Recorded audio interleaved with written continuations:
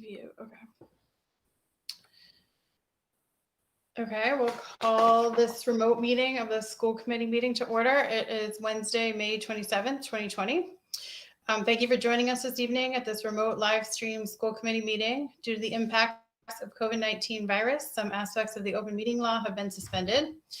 Pursuant to Governor Baker's March 12th, 2020 order suspending certain provisions of the open meeting law, General Law, Chapter 30A, Section 18, and the Governor's March 15th, 2020 order imposing strict limitations on the number of people that may gather in one place, this meeting of the Westborough School Committee is being conducted via remote participation. No in-person attendance of members of the public will be permitted, but every effort will be made to ensure that the public can adequately access the proceeding as provided for in the order. Town officials and Westborough TV have worked together to hold this meeting via tele-video conference and broadcast it as such on Westborough TV's government channels, Verizon 28 and Charter 192.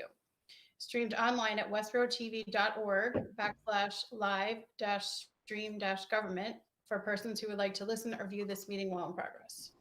Any votes we take this evening will be roll call votes due to the remote nature of the participation. And thank you as always to Westborough TV for covering this broadcast tonight.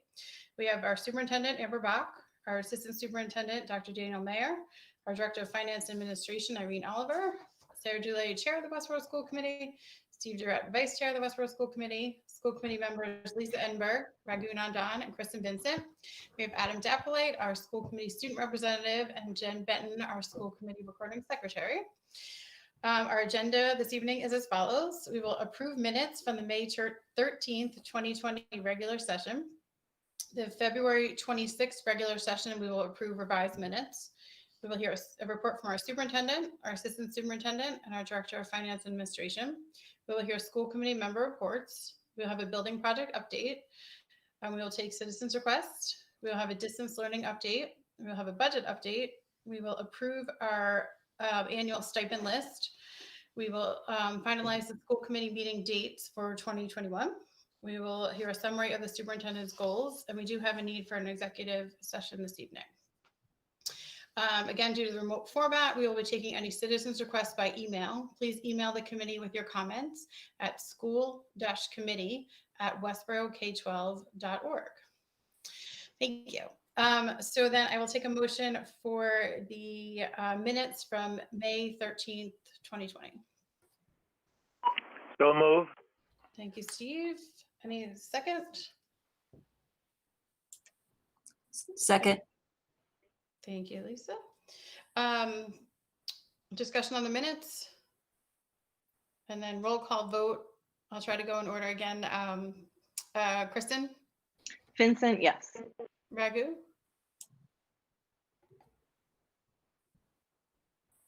Is he muted? Yeah. Raghu, yes. Thank you. Lisa? Edinburgh, yes.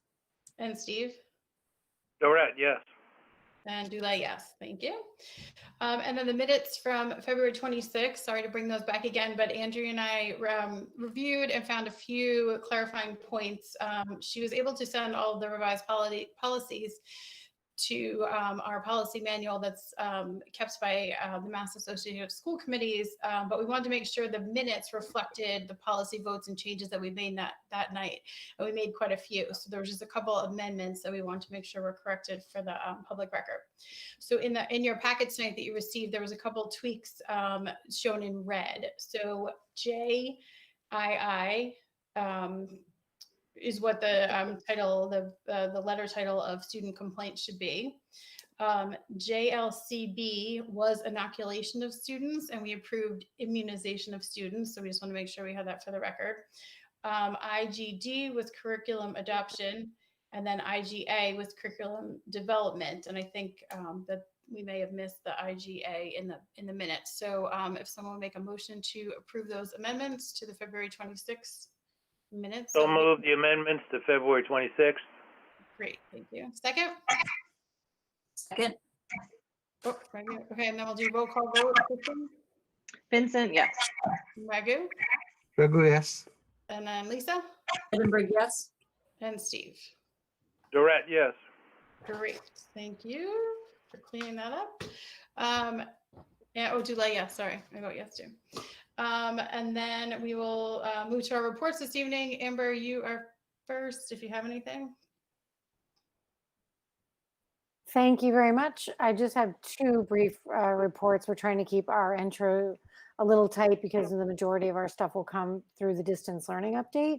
But I did want to note that I thought it was really enjoyable to see, while virtual in many cases, the Memorial Day celebrations that let Westborough come together. And I know last night they were talking about them at the Selectmen's meeting. And I just think it's really good to see the way the community continues to adjust to try to maintain the routines and pieces of our kind of community continuity. And so I wanted to give a shout out to the work that went into that happening and the celebrations that we were able to hold. And I also want to recognize that this time of year is usually high concert season for us. And a lot of kids are feeling the loss of not having the end of year performances that are really an important part of just celebrating their love of music. And so I wanted to acknowledge that this year they're doing a lot. I just pushed out a communication this week, early in the week, that the music department is hosting a lot of virtual music, and they have a special guest who's come in to make it really unique. And if you want, I would encourage people to look at the communication that went out yesterday on that, because it's got when I got my S'mores update that said it already had 5,000 reads, which is a lot of hits. So I think they're pushing it around and sharing it, which is very good news, because I think our students would want to know that people are still enjoying their music. So if you haven't seen that, take a look at it. And that's my report for now.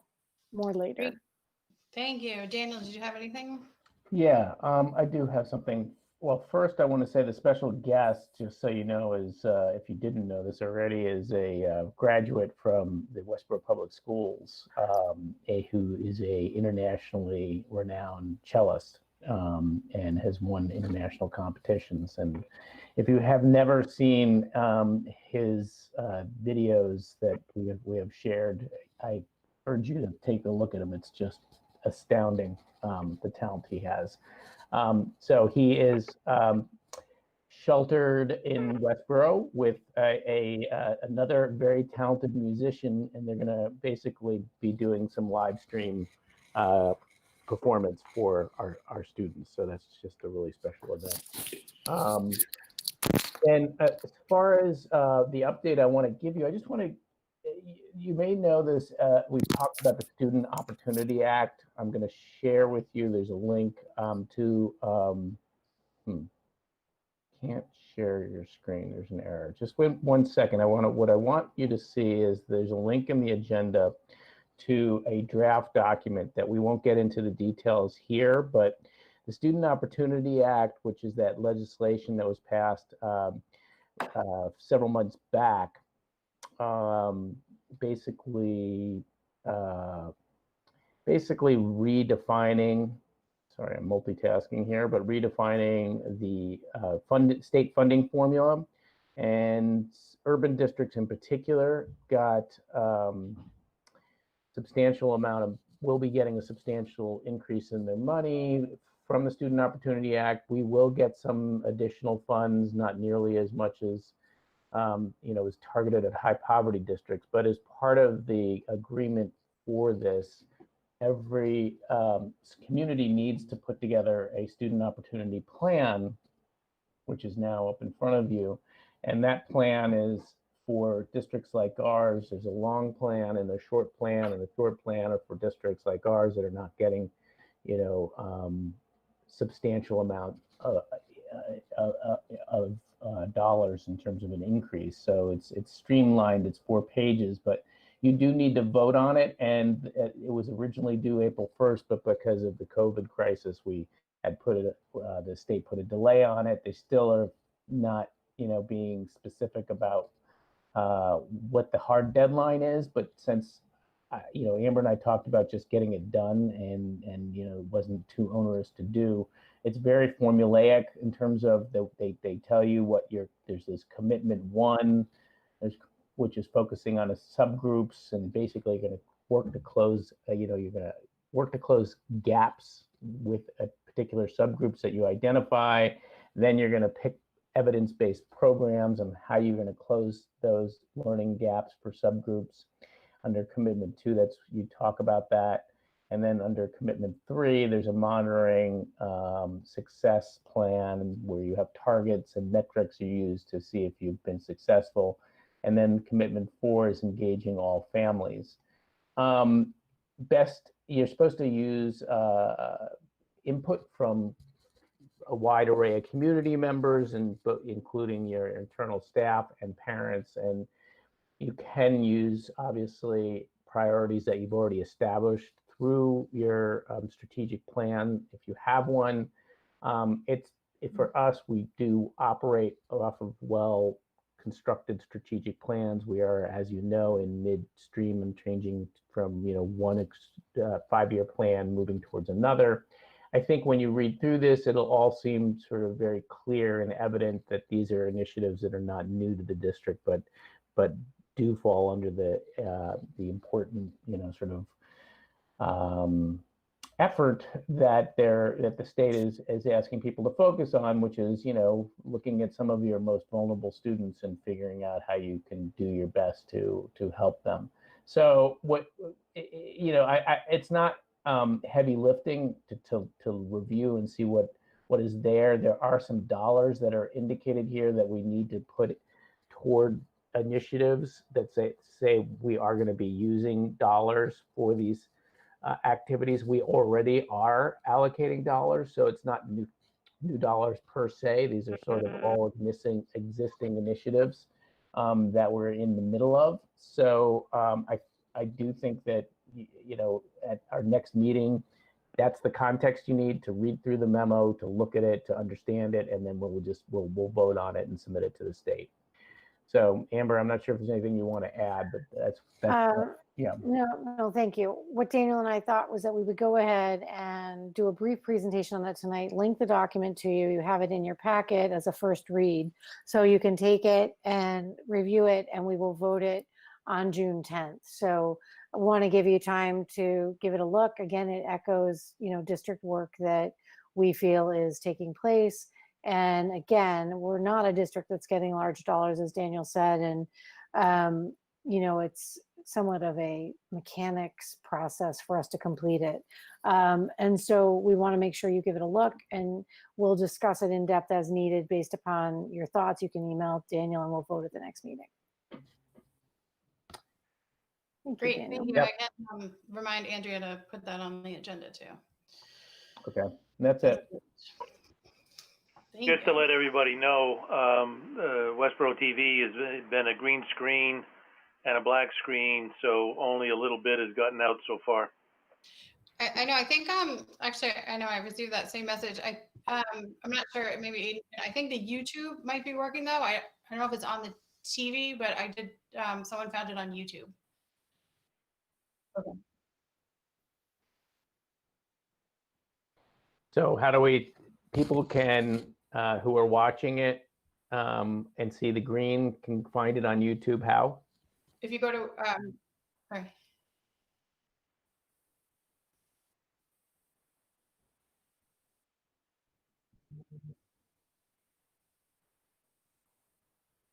Great, thanks, Aiden. Yeah, it's pretty clear on the website that that's how I usually use it to get to the YouTube through their website. So, and they are. I just got a message too that they're working on the TV. So sorry about that. Okay, Irene, did you have anything? I'm up next, but I don't have anything tonight. Updates later. Great, thank you. Adam, did you have anything this evening? Your last meeting with us? Is that in there? Yeah, he's got Okay. he's gonna unmute there.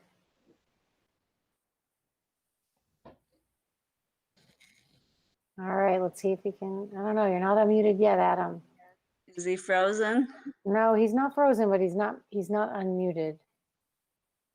let's see if he can. No, you're not unmuted yet, Adam. Is he frozen? No, he's not frozen, but he's not unmuted. We can It go. looks frozen to me. I know, I got Adam left the meeting and came back, so maybe he's working on that. All right, well, we'll come back to Adam when he gets back on. Lisa, did you have anything this evening? I did want to mention a couple things. One, there is still a tremendous number of programs at the Westborough Public Library, and curbside pickup is actually starting in June. So keep an eye out for that. But they've continued to have programming on a daily basis with all different things going on. So if you go to their Westborough Public Library Facebook page, you can see a lot that's going on. There were a lot of trumpet players over Memorial Day that were playing taps across America at 3 p.m. And that was pretty exciting. And then I also wanted to announce that June 13th, the town hall will be holding our local election from 10 to 2. Again, June 13th, 10 to 2, town election. And as of right now, there is a scheduled town meeting on June 20th at noon at the high school. And that is all. Those are all my announcements. Great, thank you. With the town election too, sorry, just to add, you can fill out a form and get a ballot that you can mail in. There's details on the Town of Westborough website, so if people feel more comfortable voting that way, they can do that as well this year. Adam, are you back? Did Adam come back? Nope.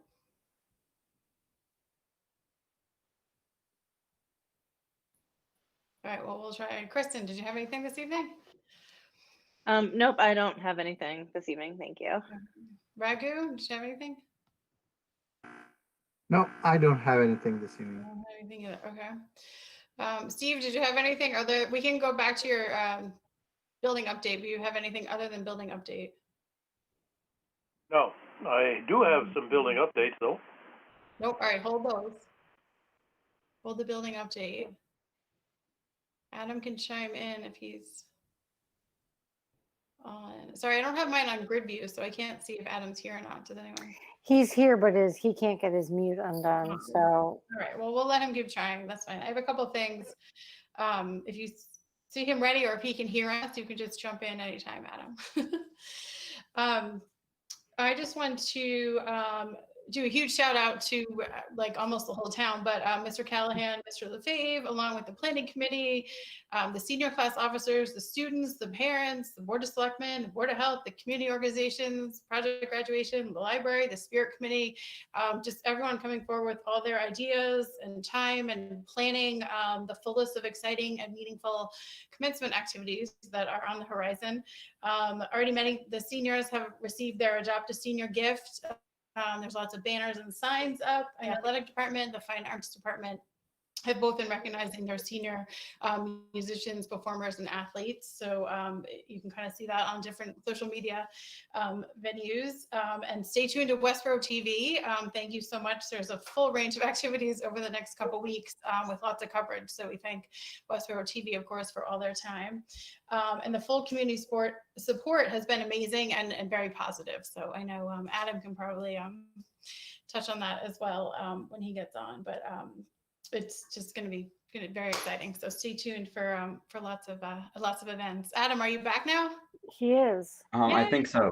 Can you Okay. hear me? Oh, thank goodness. Yeah, I was having problems. I could hear you and see you all, but it was whatever. Technology is a blessing and a curse.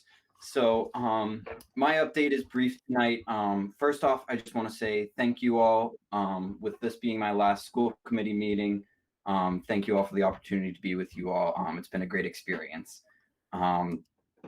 So would you like me to do the present now or? Yes, we Yeah, have open it a up. traditional present that we give to our student representatives. So we dropped it off at Adam's house earlier today. So I checked in Yep, some extra so- stuff. So maybe show them. So.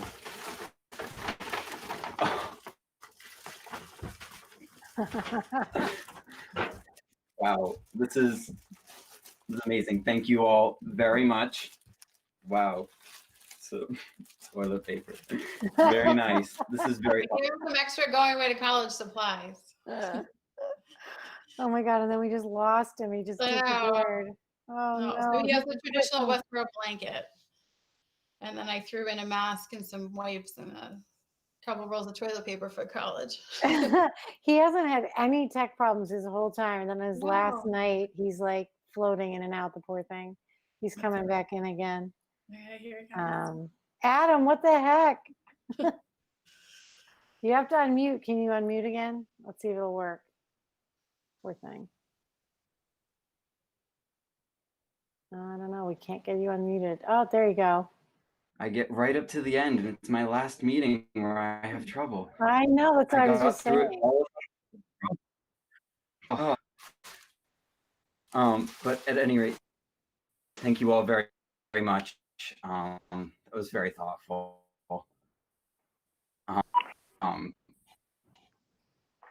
So Well, best of luck, Adam. We I'll really give my update you before enjoy your I cut out again, hopefully.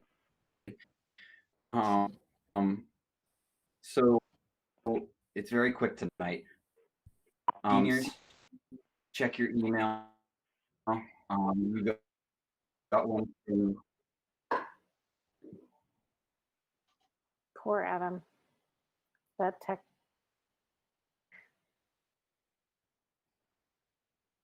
sorry, what was that, Steve? Yeah, your tech is really blowing up tonight, Adam. Adam, we hope that your school and college career is as interesting, including your last night with us, going Yeah. forward in the future. And we wish you luck and all the best. It's brutal tonight. Sorry, can you hear me still? Are you? Yes, bits and pieces. Yeah, it's really doing bad. So I'll keep brief as I can. This is That's fine. You're good. Make this your senior last. Adam, we'll email.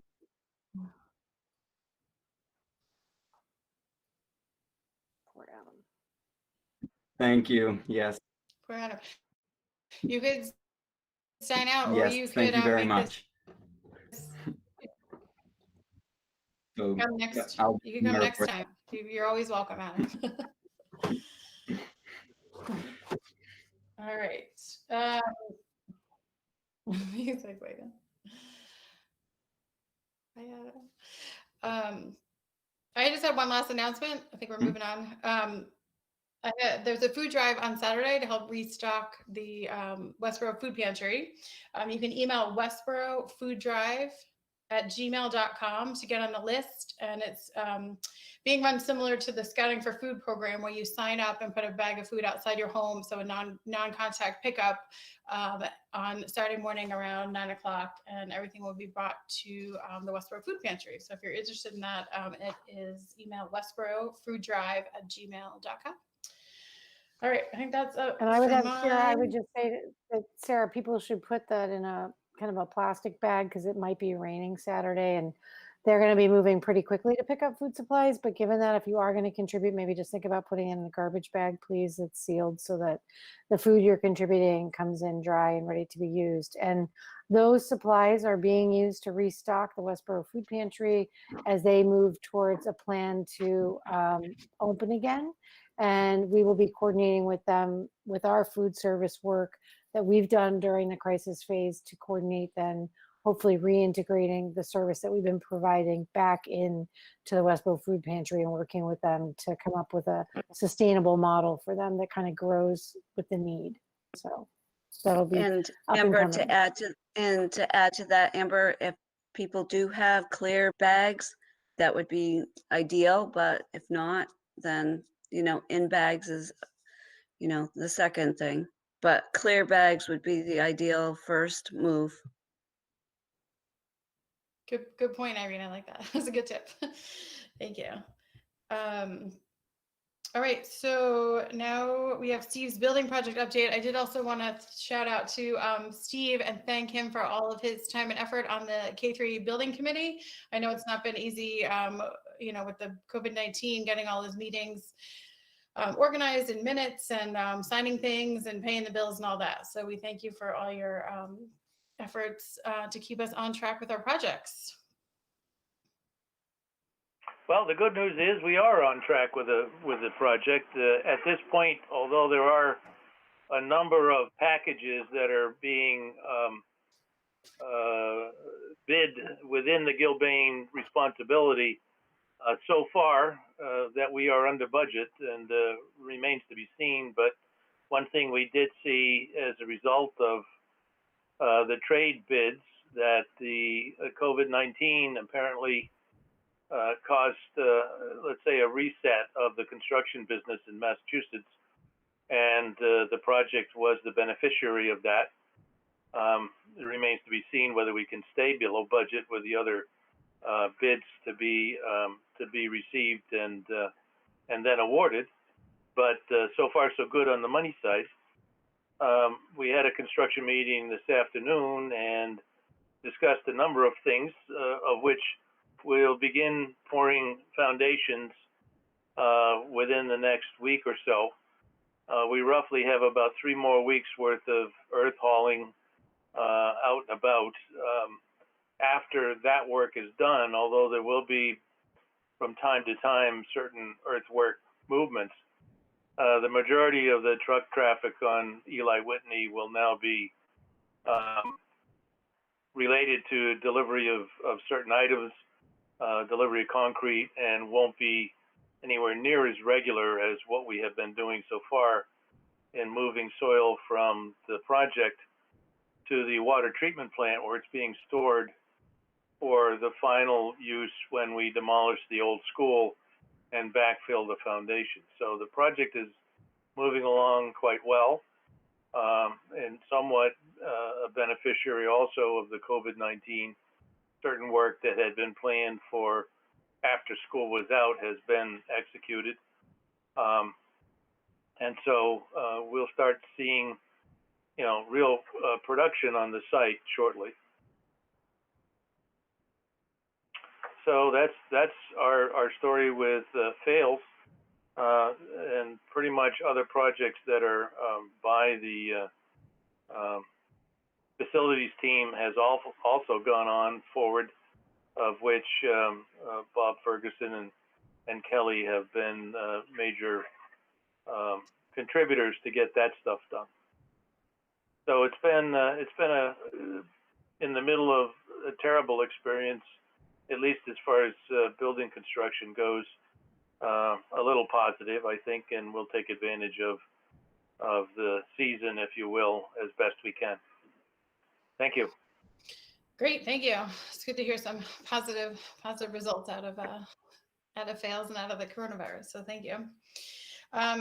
This is our citizens request portion. We did not receive any citizens requests this week. So if you would like to submit any, you can email school-committee@westboroughk12.org going forward and be a part of the meeting. Thank you. Now we'll move on to our distance learning update. I think that's Daniel and Amber. So Daniel's going to walk you through, I think, for us, what is the next important stage of beginning to think about planning forward to whatever vision of fall will look like.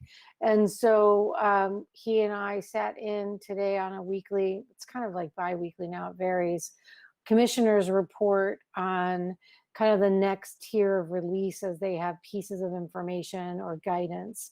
They are just now preliminarily starting to make statements about planning that has any kind of details for us to think about at the state level that they're willing to release and kind of commit to. So they started today with some basic parameters of answering questions and some general guidelines for when they thought more detail would come out. We knew that after Memorial Day, what we wanted to do was begin to think about planning forward, and we've been planning behind the scenes. But I think one of the important things we've tried to do as a leadership team is let our staff focus on the pieces they need to right in front of them.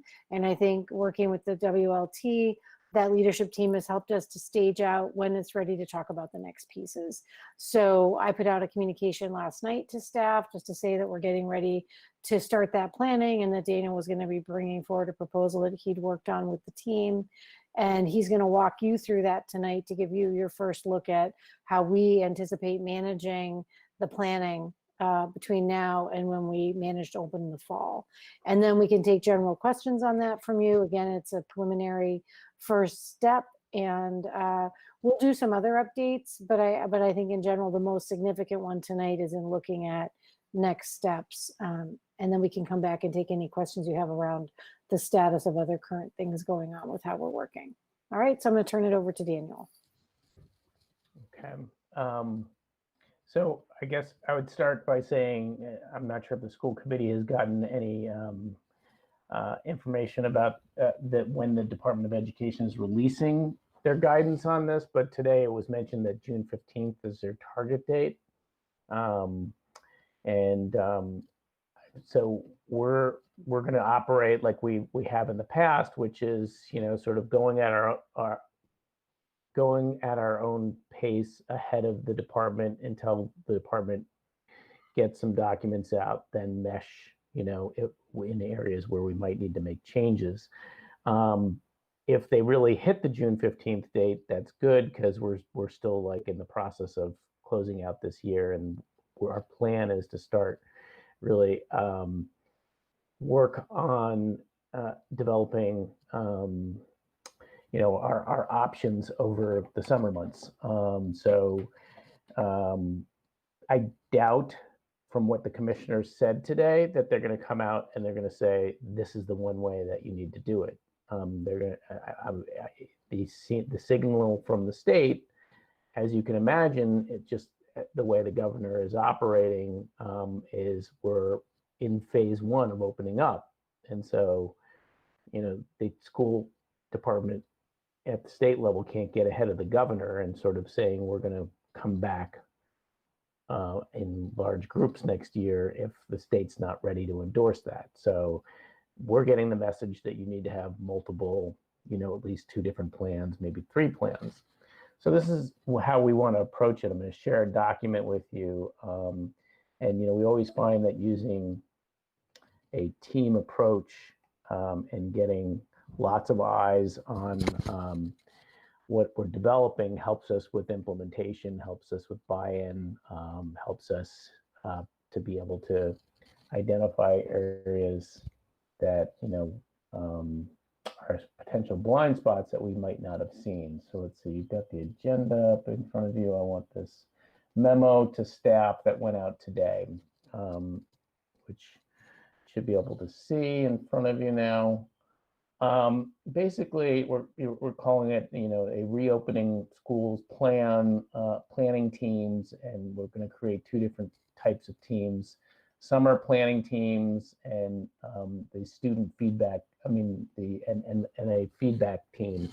The summer planning teams are basically meeting every week through the summer to help us get ready for the fall, and are going to consist of 70 individuals, principals, assistant principals, department heads, team leaders, representatives from the special needs department, the ELL department, all our curriculum leaders. And in addition to having those planning teams that are meeting every week starting in July, to develop, refine, come up with our plans, there's this secondary group of individuals who are not, part of that sort of leadership structure in the district, but are 10 different representatives from, approximately 10 different representatives from the different grade spans here. So additional 40 people that are going to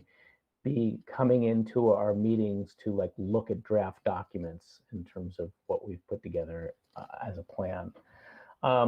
You can see after those first 2 bullets here that discusses those 2 structures, the 2 teams that'll be working together, that we're working on the assumption that we're going to either be coming back virtually, or we're going to come back in reduced numbers, so that there's going to be something like half the students for some period of time, maybe on an A day and the other half on a B day. We heard some talk today from the commissioner talking about an A week versus a B week. So that all kids would come Monday through Friday, from the A group, and Monday through Friday for the B group comes the following week. We don't know, but what we are relatively certain is the probability of coming back, everybody all at once, is relatively low. And even if we do come back in an A/B, there, when we look at other countries and what they've been doing, there's shutdown procedures in place so that if a school or a classroom gets exposed to the virus through, a student or an adult, you go virtual for a period of time.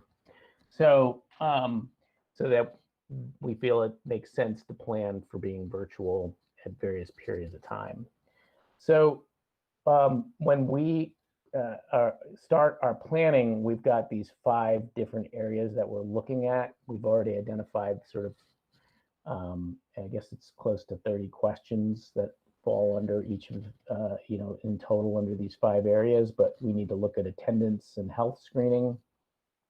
So the attendance piece is the A day, B day to some degree, and what do you do also with students who are not, they may have medical issues themselves or family members, so, and they may not end up feeling comfortable even under an A/B model. Health screening on a regular basis when students come in, how do we check?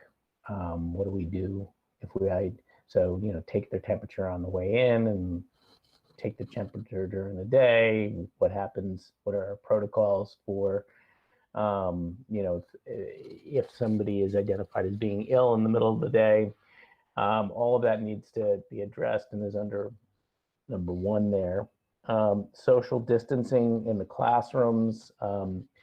That's how do you minimize contact in large groups, passing in the hallways.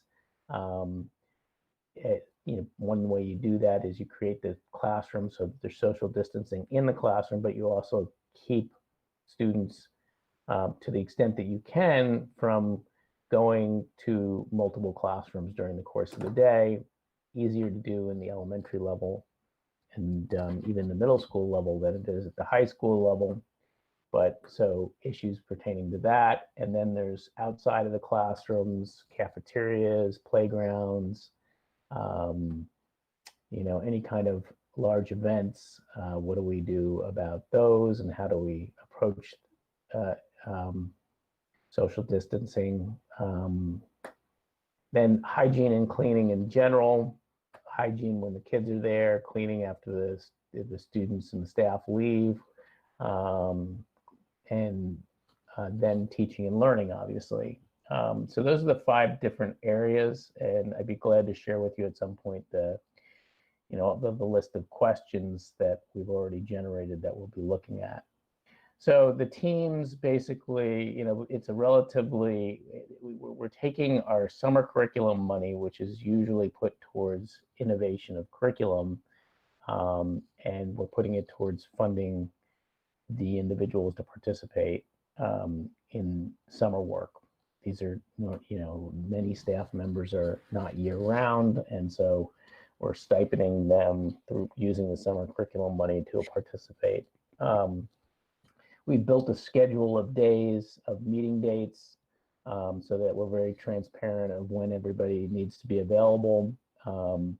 We've broken it into grade level groups, 4 different groups: pre-K 3, 4, 6, 7, 8, 9, 12. We've structured it in such a way that Amber and I will be a part of all these meetings and that they overlap. So the Tuesday meetings for the pre-K 3 group is from 8 to 10, and then the 4 to 6 is 9 to 11. We can go in and out of these meetings. We can combine groups. We've also, this is the first set of dates and meetings here is for that first group that I call the planning group, and then the feedback group. Their meetings are basically superimposed upon the other. They will come into the meetings with the planning group. The feedback group will, they'll be doing some asynchronous kind of feedback too that will generate documents. They'll react to the documents, but then we'll invite them in and to join the larger planning groups on a couple of days during summer to give us some feedback. So that's the general thrust of what we're currently in the middle of planning as far as being nimble and being ready to have plans in place and get word out to everybody that this is how we're going to operate. I will caution, and Amber and I've talked about this a little bit. We may need to rethink when our professional development days fall next year. I don't think we can change our election day PD date, but I would anticipate that with all this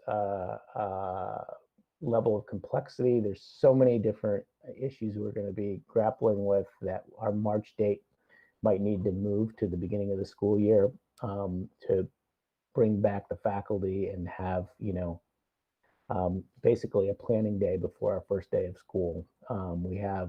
They come back, they do setup, they go to district meetings, they go to school meetings, but traditionally those 2 days are what we operate with. But we may very well be recommending that we back up our first day by a day, and we have 3 days of faculty coming together. The other thing that I haven't touched on here that Amber and I believe is really important, and so do the principals, is that we put together professional development for faculty who need to and want to improve their online teaching repertoire. And so we are basically gathering in-house talent as well as looking outside to set up several days during the summer where people can come together and discuss online pedagogy and, basically ways in which we could, shore up and enhance what we're currently doing and how we're doing it. And as you can imagine, the curriculum coordinators are going to be very involved in that, because it's not just how you deliver it, but it's like the content that you're going to cover in an online environment. So, Amber, if there's something I left off, let me know, and then we can open it up for discussion.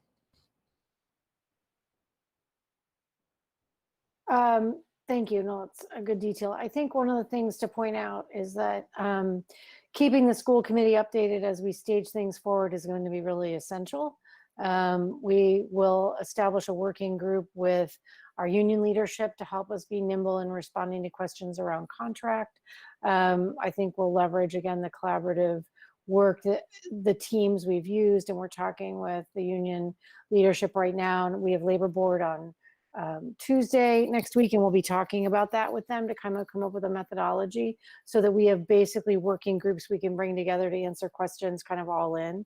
And all in means keeping you updated as well with documents and communication, and then coming together for a meeting if we need to, just to provide a kind of a decision-making process.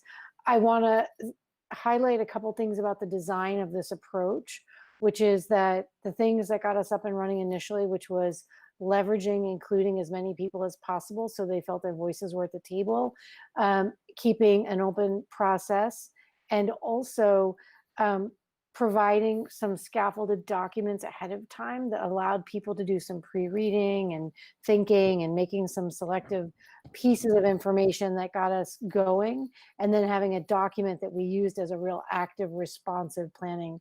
So we kind of went back to what we used to survive where we are now. And we said, all right, let's not develop blind spots. Let's stick with what's working, keep leveraging as many relationships as possible. I really like this design because it brings a lot of people to the table. We can then share the document around, let people see it, bring it back to you, and keep a very transparent process, while we also then fold in what we're learning from the state. So it ends up being, I think Daniel articulated really well, we want to work forward, we have to work forward. We end up owning about 60% of these decisions down at the detail level. But then the state's going to come in and layer in pieces on top of that we have to be compliant with within reason. So it's kind of, we can't wait, but we also have to be flexible as we move forward if they throw a curveball in there. So I think that there's all sorts of things for us to begin to anticipate, both financial and organizational. And I like this design. And the only thing we can do is be resilient, be thoughtful, and move forward. This requires a lot of very creative, innovative thinking and a lot of big problem solving. And I think you have to kind of take it in pieces, because when you listen to it as a whole, it's really overwhelming. And so I think our approach is to break it down into bite-sized pieces for people, put it in front of them, and then build it back into a whole. We'll need to do the same for parents as well. There's a timeline that Daniel and I will develop next, which is when communications need to go out reasonably to families and to faculty. And if you're a working parent and you're trying to understand if your kid is going to come back to school, as we make decisions, we'll be as transparent as possible to be able to say, you need to plan forward that you might be on an every other day schedule. And here are your days if we do that model. So that we'll try to be as in front of it as possible with families, such that we can do everything we can to make their success possible, both to return to as much normalcy as possible, but also to be able to function in the school models that we're able to provide. So there's already a lot of creative thought going on with regard to it, but there's so many layers here. So please know that your thoughts and ideas and the things you hear from people, just keep shoveling them forward to Daniel and I, to Sarah. We need to get them to the table, because those are all real concerns that we need to be able to address. We can't meet everybody's needs, but we need to address people with information. So I would open it up to general discussion, comments, thoughts, just to kind of check in for where we are now. Maybe I'd say add one thing that Amber and I have looked at and found. There's one document in particular. As policymakers, you guys would be interested in this, and we sent it out to leadership internally. We haven't, and it'll definitely be a background document for everybody who's involved this summer. But it's the best thing we've seen thus far, and I can send you the link. But it's basically, it's called Reopening Schools in the Context of COVID-19, Health and Safety Guidelines from Other Countries. And it's a policy comparison of 5 major countries and what their schools are doing in the dimensions that we're, obviously going to be needing to focus on. And so it's a very, very good document. It's very thoughtful. It'll give you a sense of those questions that I alluded to, the 30 or so questions. Well, many of them are coming right out of that document. You can just see the variety of approaches that have been used. There's no one right approach. So we'll open it up to questions now. This is Steve. I think, first of all, you had to do what you're doing, which basically is come up with the outline or the skeleton of the structure that we may apply in the fall. But I think in reality, we really don't know anything until we get details from the state, and they'll probably change over the summer as well. So it's obviously a labor that has to be done, but will likely be changed a number of times going forward. To the extent that we have a process, and you mentioned in the beginning of the discussion having to take temperatures and perhaps other data collection things that will have to be done, and no doubt by every teacher for every class. I would like to, once you have an idea of what those things might be, but to figure out how we could automate them so that, in fact, if you're checking in 30 kids or 24 kids in a classroom, it's not likely that after a while a person is going to be able to focus on whether the number was 100.4 or lower than that or above that. And so to the extent that we come up with electronic means to collect the data, analyze the data quickly, and to react to what we collect, so that we don't miss something that would, for any class or any student in the class, be super important. The other thing is, I think there's certain facts about this whole process that we physically have to be aware of. And certainly distancing in a school that has been, or a school system that has been relatively tight over time in recent years, certainly is not going to be easy.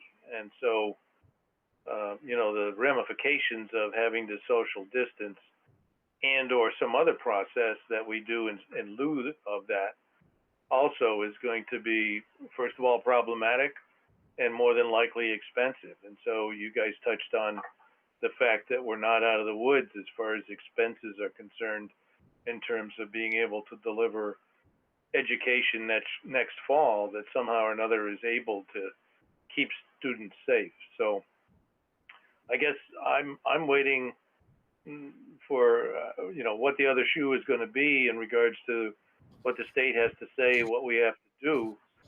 But there are physical things that are associated with this virus and the process that I'm not going to discuss here, but are certainly part of what we have to do to survive. So anyway, those are my comments on what's been said so far, and also the idea that as you come up with these things, that the school committee be made aware of them so we can read them and consider what the ramifications of the process is going to be.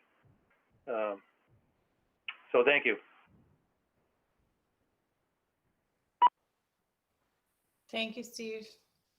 Anyone else have any questions? So comments? Steve, just to piggyback on that, we are trying to, in the facility part of it, we're trying to anticipate the backlog in getting gloves and those types of items. So we've got that in mind, that this fall or the summer or whatever it might be, even the end of this year. So we're putting in orders when we can, but there's not a, we're trying to look at the budget as well. So, we're finding that the glove part of it is a shortfall. So, we're keeping those things in mind as far as facilities and cleaning. Yeah. Thank you. Hi, this is Raghu, sorry. So I can see the complexities built into this because, like Irene said, we could distribute gloves and masks at school, but the social distancing and needing to wear masks and gloves starts right when they step into a school bus. How are we gonna, make sure that they wear masks and they wear gloves and they keep distancing in school bus? And then when they go to cafeteria, how are we gonna make sure that they don't sit next to each other while they want to talk? And there's a lot of complexity to be considered, and I truly appreciate, the thought process in here. And we need to make sure. The last thing we need to worry about is a second wave. So we need to make sure that it's completely safe right from the time that they step into a school bus till the time they go home, that they're safe and maintaining that social distance. Thank you. And I can also tell you that in transitioning to the new transportation company, we're already talking about what ifs.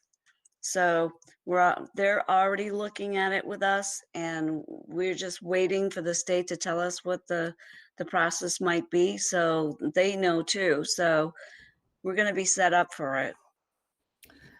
And just to comment, Raghu, on your reflections, I think if in all of you is a smart and capable school committee and people who have industry standard kind of experiences, the first thing you have to have is good process. We want to make sure that the process we're putting in place doesn't cause us problems to trying to solve the issues that are so multi-layered and complex.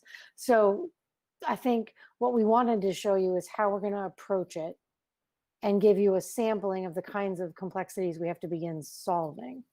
And then the goal right now with the memo is for our faculty and our leadership team to feel included and close to the issue so that they can think about it and feel engaged in participating in problem solving.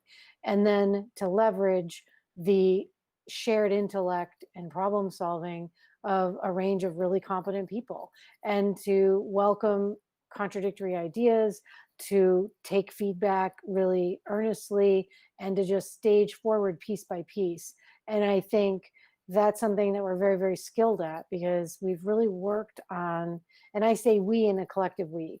You are really skilled at it as a school committee. I think you're very, very innovative and open in your thinking, and you work really hard to kind of pose questions as opposed to obstacles. Like, we tend to take that same approach with our faculty. I think our faculty is a very, game on, kind of get in there and figure it out staff. And so that's been what we've tried to leverage. And I think the design is what's most important right now.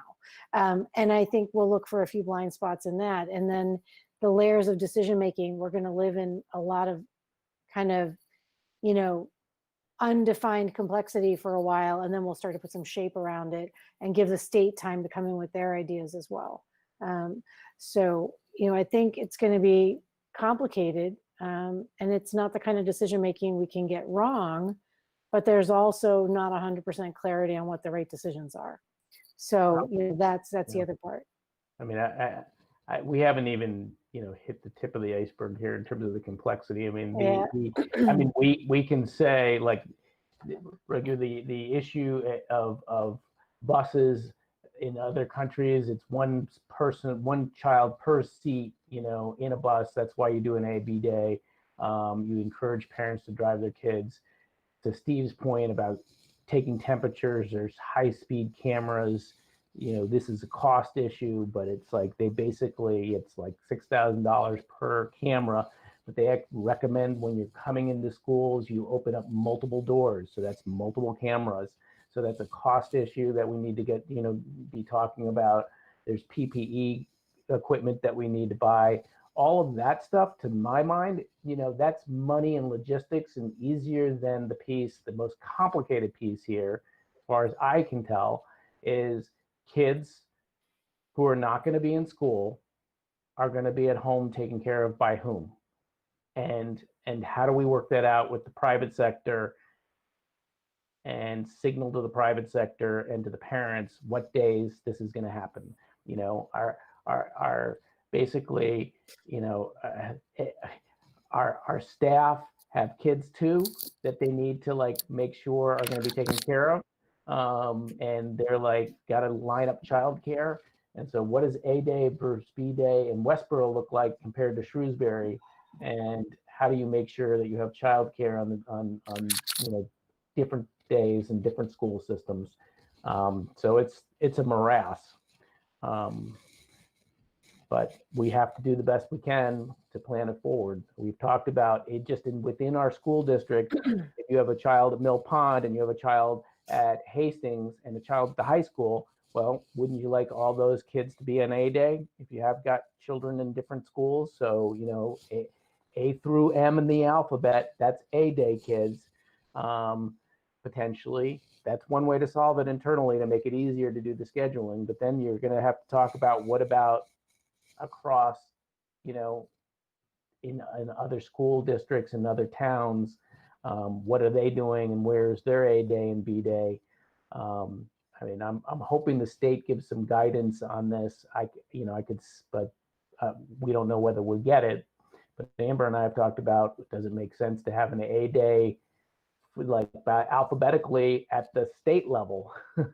For saying A through M is in the A group, N through Z is in the B group.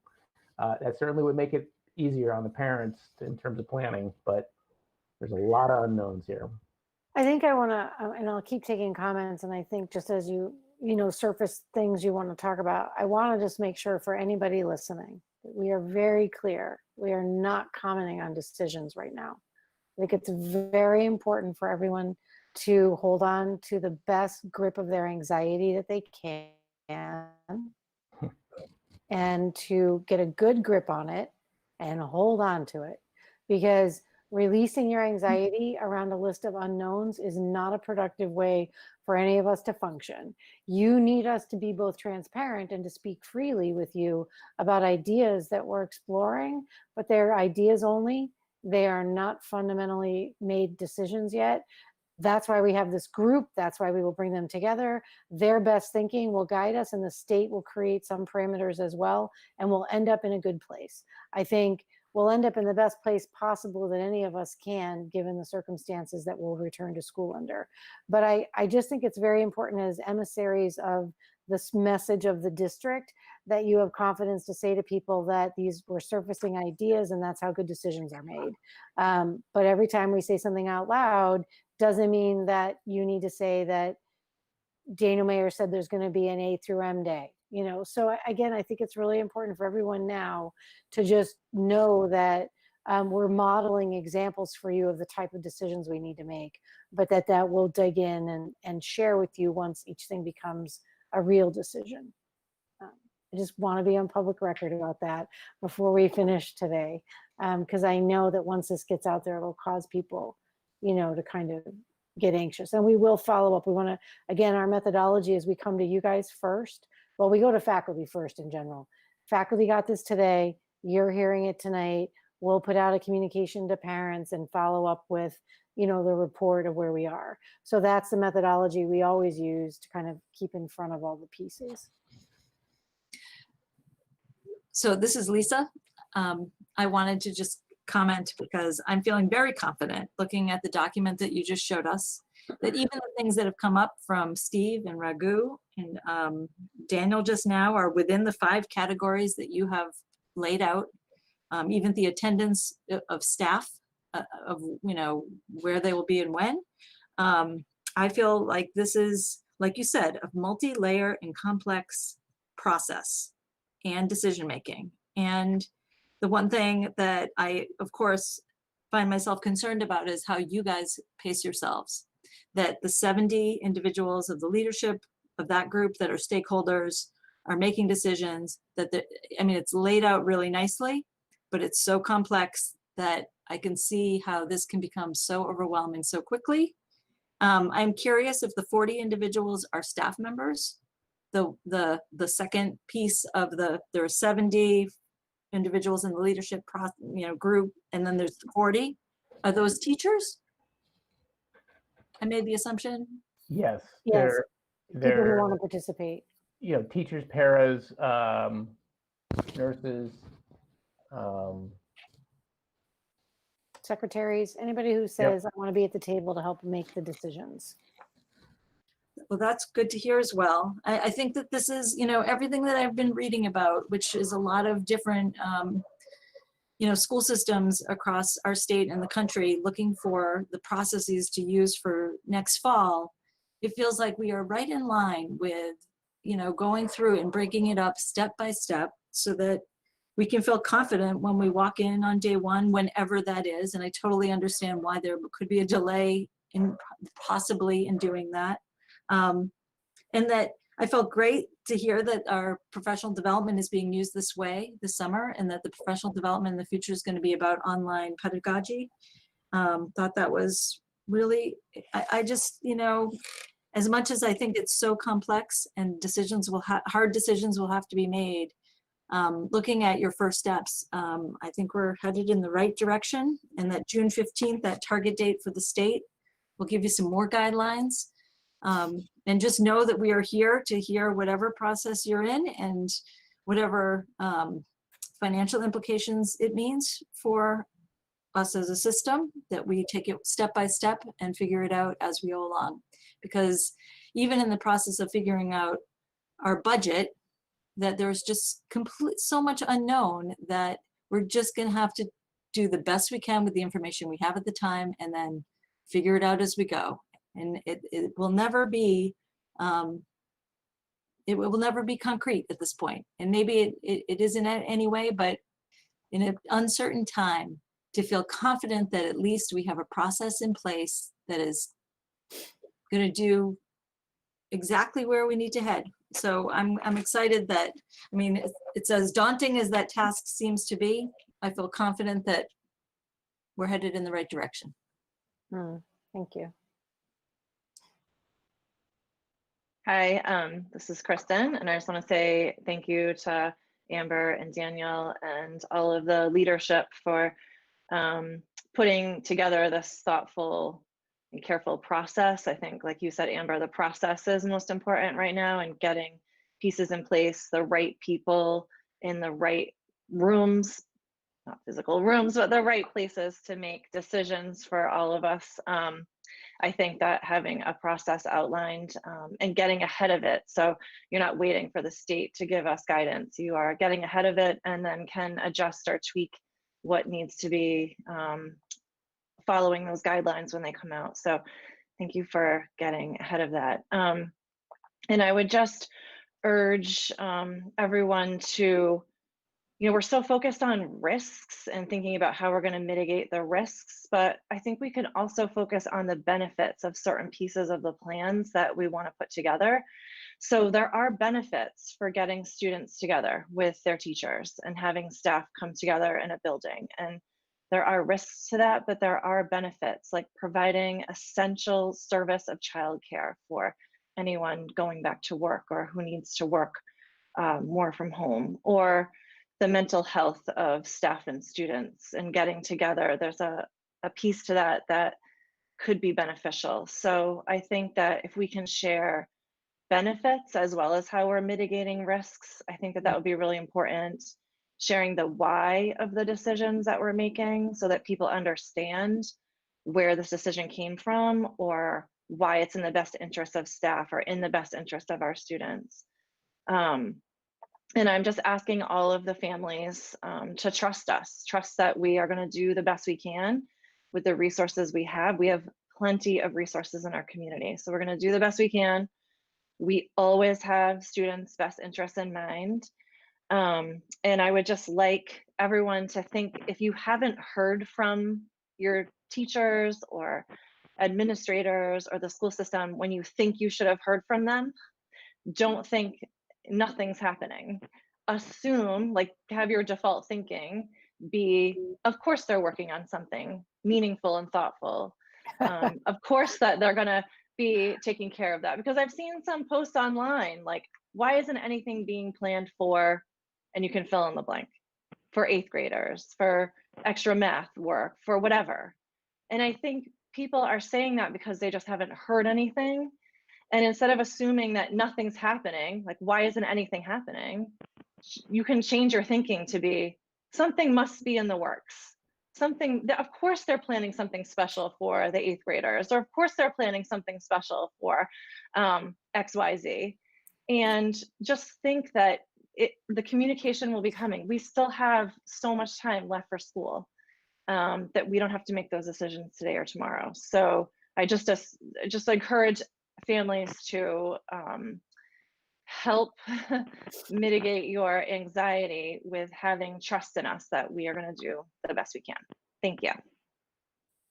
I appreciate your insights on sharing the why, and also your insights on looking at the benefits. I mean, the true benefits as well is that there's just instructional learning that can't happen virtually, that instructionally the assessment work up close and a lot of the early based skill work for young learners really just not replicatable. And we struggle with that. I also think that, I mean, you've hit on an important point about communicating with people, and there's a balance between being ready to share where we are. You look at where we came out with the senior stuff that worked at the high school, and that was our first tier of importance in terms of needing to prioritize that. And I also want to acknowledge that there's things that aren't going to get done. There are things that are going to be true losses. There are going to be things that we don't accomplish and things we don't do because we only have so much capacity ourselves, to be honest. We only have so much capacity ourselves to create the time and the energy and the circles to come together, to plan it, to lay it out, to get approvals, to make it happen. And I also think there's a lot of stuff that ends up being vastly invisible that's happening, that only the different experiential groups that are having it. Like, I can't even keep up with the stuff that people are putting in place. I met with Johanna DiCarlo today, and she's like, go on our Twitter feed. It's blowing up with all the stuff on all the different athletes and our honoring of them and the gifts they've done this week. And the coaches are dropping off individual, notations to them. And that stuff's all going on as well. And it's not like I even got an update. We just said, go do good things, so they're going to work on the things they've always done. And in some cases, we're going to miss things. And I acknowledge that that's sad, but there's a lot about this that's sad. And I think our goal is to miss as few things as possible and to acknowledge later that the things that got dropped weren't on purpose. But it's a very hard time. And I think we're all trying to maintain our energy to get a lot done. So I just really appreciate the reflection on that, and we'll continue to do our best. Thank you. Just to move us along, I think we could talk about this until September, so we and we'll have it all figured out by then. I just appreciate the way that you work very collaboratively, transparently, based on research, based on asking, the stakeholders, and like everyone said, it'll come together the way it's meant to be, and we have to move forward. So. Yeah. That'll be No good. But choices. moving to an update that I forgot is I am still waiting to hear from the Associate Commissioner of the Commonwealth on our end date. I know we talked definitely about and applied for June 17th. So once we get the official word, we'll probably put that in an email or something like that. But Amber did, allude to that would be our last kind of day of formal instruction regardless. So people can plan for that date, but we have not heard officially from the Commonwealth. So just keep that in mind. And I wanted to acknowledge too, the tennis courts opened today. So we're trying to stay in front of phase 1 and phase 2 rollout after a reasonable time to kind of check where we are. And recreation opened up tennis courts. And so I was able to speak to the Board of Health today and acknowledge that we will open our tennis courts at the high school grounds as well. So, as each phase happens, we try to make sure we're ready. We still have to do the increased social distancing signage at the high school. Again, it's just a matter of, hopping in front of each decision and giving it to the right person to run with it. But I think, again, things are always happening, and we're trying to kind of take each step forward. So thank you. It is a lot to think about. It's been a while since we turned in this new direction and unpacked the whole next phase. So I value the time we're giving it tonight so that people will hear about it and can start, sending their questions. So thanks. Great. Okay, so our next item is a budget update. So yeah, do you want to go? You were going to summarize Selectmen's meeting, which was fine with me. If you want to start there, and then we can talk about what we've been working on and where we are, in particular with the K warrant article, which is the topic I want to talk about tonight. Okay. Yeah. Since our last meeting, Amber, Irene, and I did have the smaller budget meeting, financial meeting with the town stakeholders, and some of the town projections have changed a little bit even since our last meeting. So just the anticipated Chapter 70 fund and our anticipated just general government aid fund. Obviously, the state has not set their budget yet, and they don't seem to be doing that anytime soon. So just anticipating those numbers, the projections are down, so there's more budget shortfall to make up. And so the Board of Selectmen discussed it last night towards the middle end of their meeting. Christy had some very clear numbers and directions that they could go. So recommend that people watch that. We are obviously very cognizant of that, and want to do our part. And they did go through the warrant and looked at what warrant articles they could pass on and hold for the future, just to see when things would the projections would come in, when we could do some of those warrant articles that we had planned for June or whenever town meeting ends up being. And so our main warrant article was the kindergarten one, which is what we kind of wanted to discuss a little bit this evening. Thank you. So I'm using a verbal update tonight because Irene and I are still working on numbers, and I don't know, you can, again, I oftentimes will give you choice to take action or to wait until June 10th and do a final vote. I'm willing to just step through where we are and let you ask questions tonight. So the K warrant article is really the issue of discussion for a couple of reasons.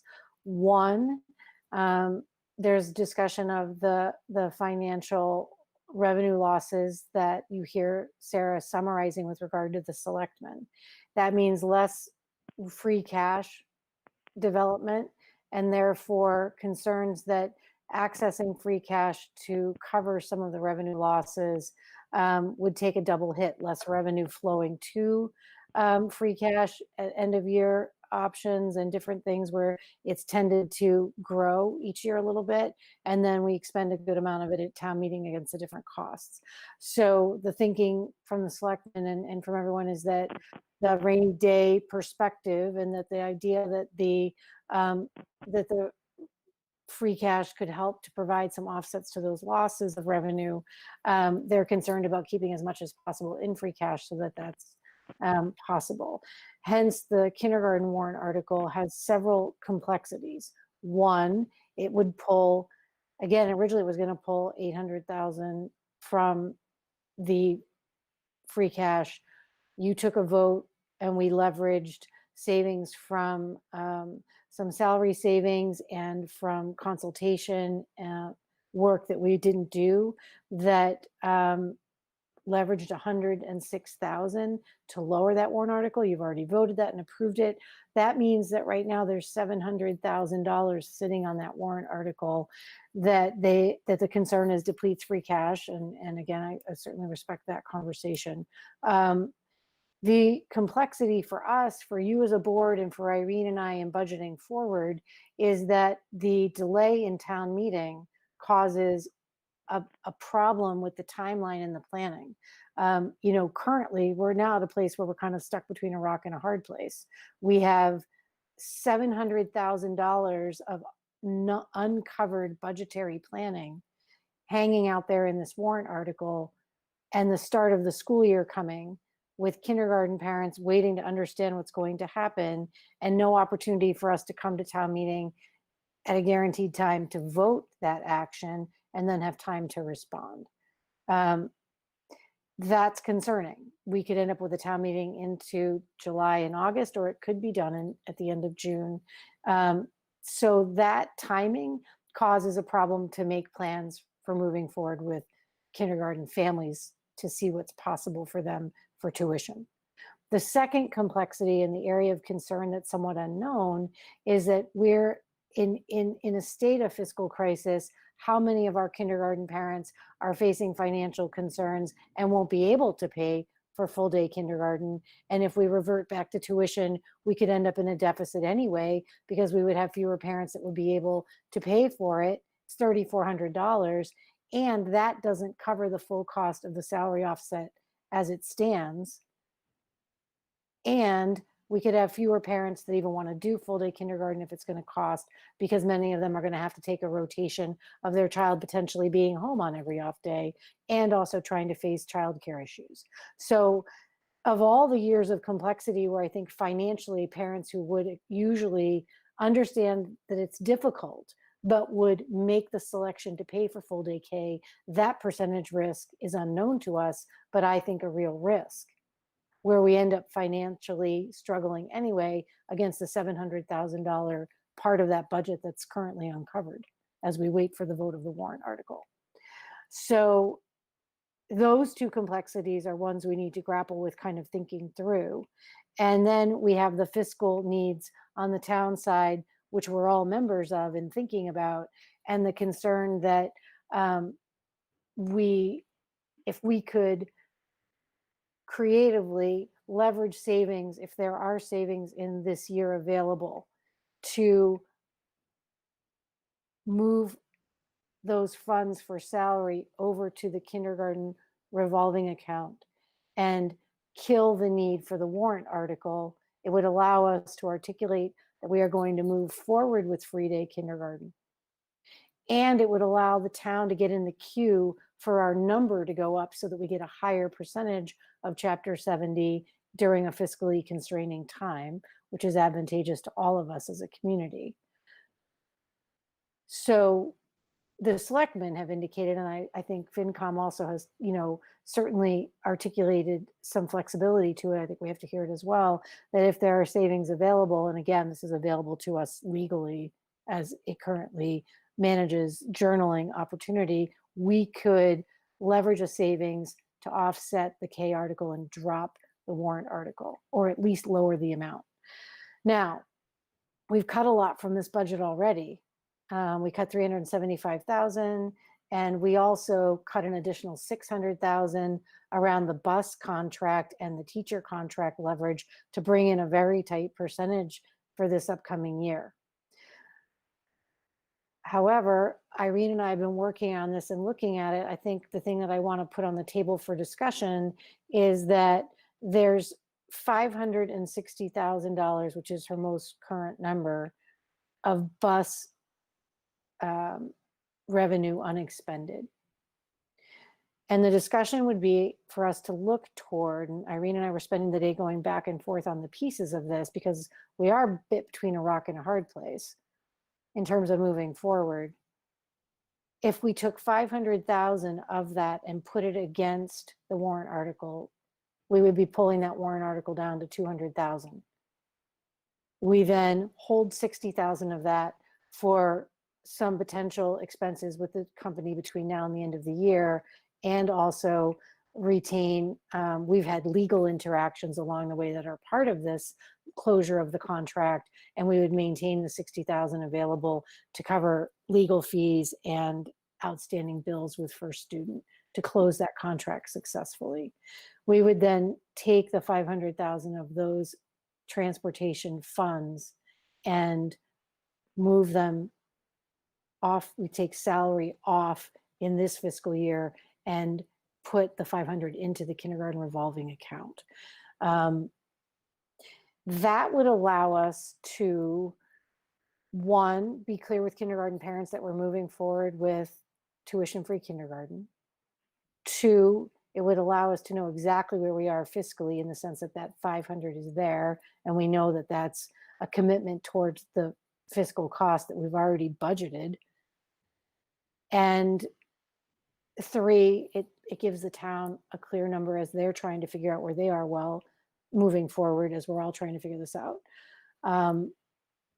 The last piece of that before we open it up for conversation is that I think that, you know, the complexity of that is it leaves us with $200,000 remaining on the warrant article, which I believe we should leave sitting there at this point, so that whenever we end up at town meeting, if the remaining deficit there and that overlap would bring it down to the 200,000, and if that's the amount we have to bring forward, we would at least be moving forward with free-day kindergarten, knowing that if that failed at town meeting, it would be additional deficit cuts in FY21 that we would have to manage. And that's unless by end of year, we find other, you know, fiscal savings that we could then cover the 200. I don't see that given the amount of cuts we've managed, but I do believe we could commit to the 500 moving to the kindergarten revolving account, and it serves multiple purposes of helping us to understand how to move forward. So that's a lot of verbal information, but this is more logistical than numbers, and I would like to open it up for conversation and surface your questions, both fiscal and process wise, and then we can try to move towards a decision certainly by June 10th. So Amber, I just want to clarify that you use the term revenue. It's not really revenue that's coming in for transportation. I don't mean to be technical with you about that, but I just want to be clear that it's not revenue coming in, it's money in the budget that's expended. Yeah, so thank you. No, I appreciate that. And feel free to contribute other pieces, Irene. I just want to make sure that we've got the main pieces out on the table for everyone to think through. So why don't we open it up for discussion? Yeah. So I just want everyone to know that, you know, this time of year is very up and down with the money. It's very fluid as usual.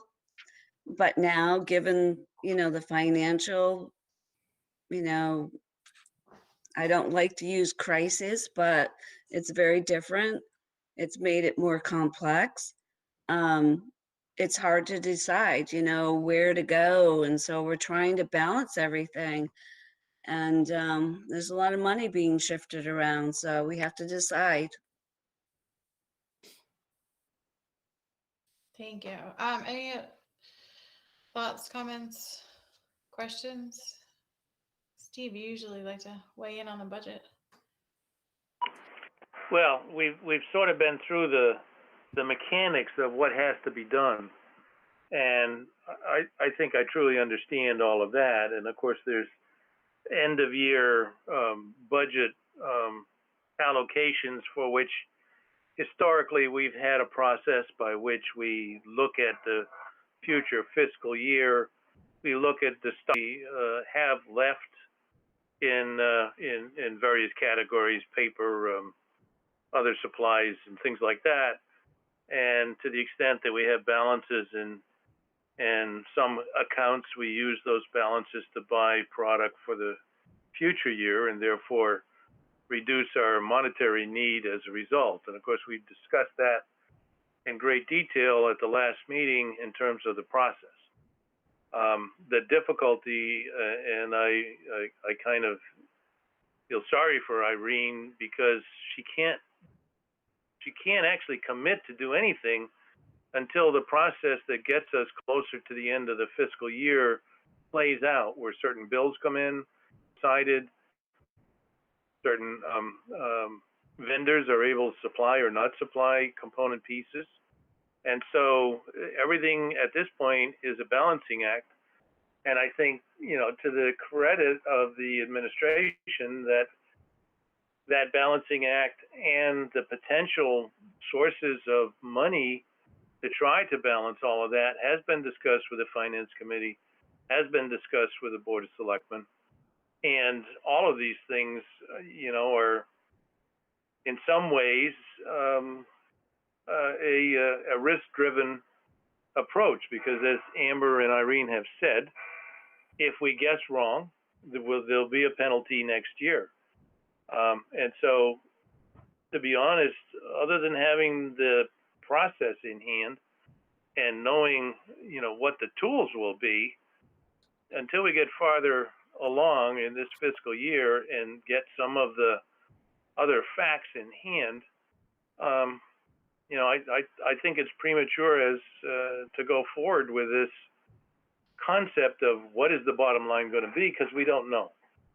And having said that, I agree with Amber that you could put these approaches on a piece of paper and come up with a budget sheet that shows, the balance of what's going to happen in anticipation of what might happen at town meeting. But to be honest, it's a best guess until we get closer to the end of the fiscal year. So I'm content to let time, in effect, decide for us what exactly we're going to do, knowing the charge that has been given to the school committee by the Board of Selectmen, the financial team of the town, as well as the Finance Committee. And when we get a little closer, it's going to be the judgment of the school committee as to how much risk we take to try to balance some of these things across the fiscal year barrier, particularly when we have no idea what the state's budget is going to turn out to be. So, haven't said much in that other than what I don't know. And I think I'm echoing exactly what Irene and Amber are trying to tell us.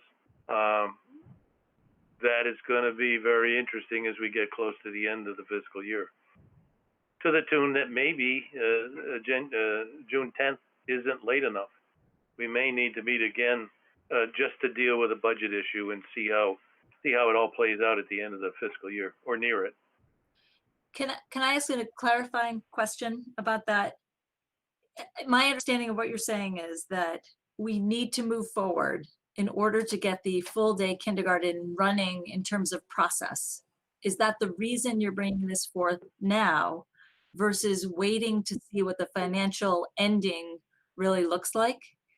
Or are you bringing it forward because we're trying to contribute to the process of, really helping the town as a whole, which we do regularly anyway? I'm curious about our intent. Mhm. We need to come up with the decision now, or as I thought Steve was alluding to, can we hold off, or is Irene feeling very confident that this is the ending result that she sees forthcoming?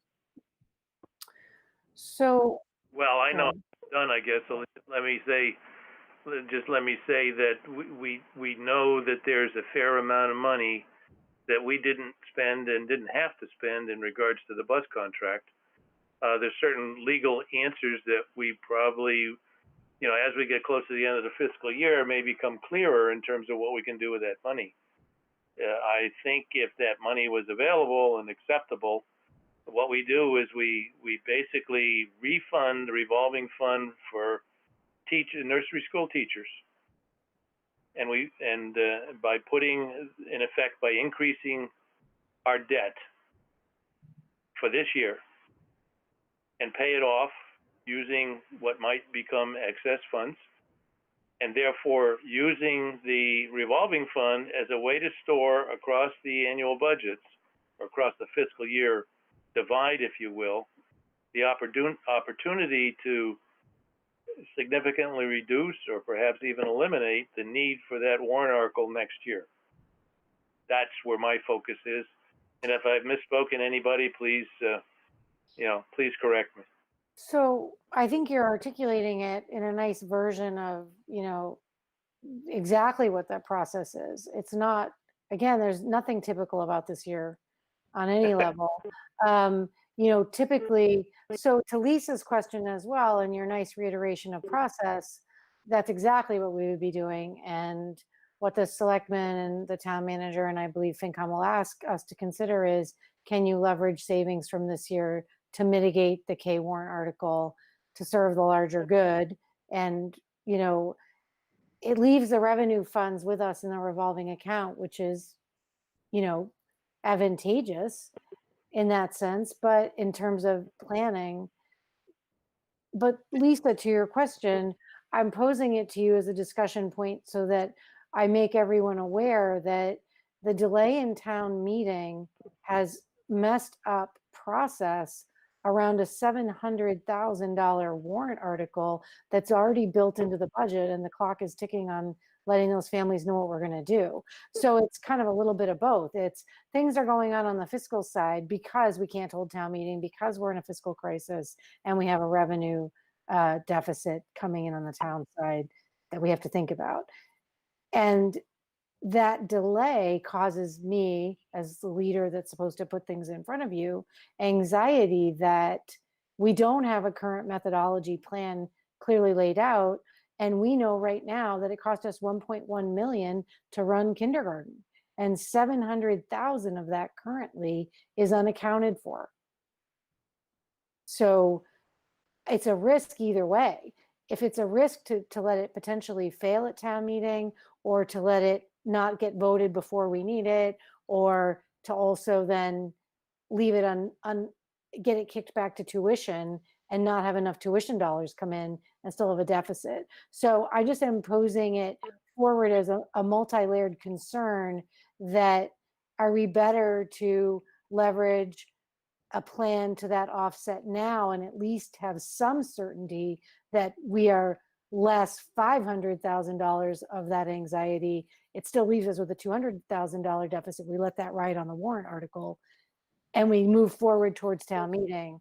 I'm just trying to put the planning pieces in front of you so that you can voice, as you are very nicely, your thoughts on it. By the way, people, keep in mind that if we go to a 1/12 budget because we couldn't have our town meeting before the end of this fiscal year, none of these monies are available, because 1/12 is 1/12 of the current year budget, not what the future budget would have been had we been able to complete town meeting.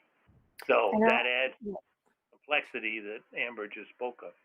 And I believe, Steve, that they are, if it's possible to safely hold town meeting, they will move to do so. I think that, it could end up in July.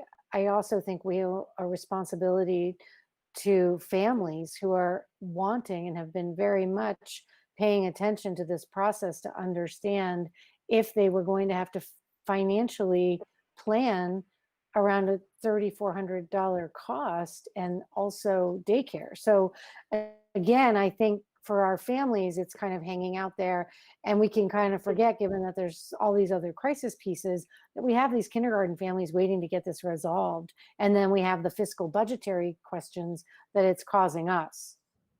So those are why my initial proposal is that leveraging the 500,000 into that account and committing to that now would stabilize at least a smaller deficit that we're dealing with, that we bring forward to town meeting.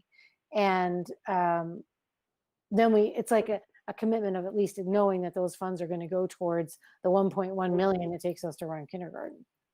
So. Yeah, I guess I wasn't aware that in reality, we're actually saying that we need to do this by June 10th.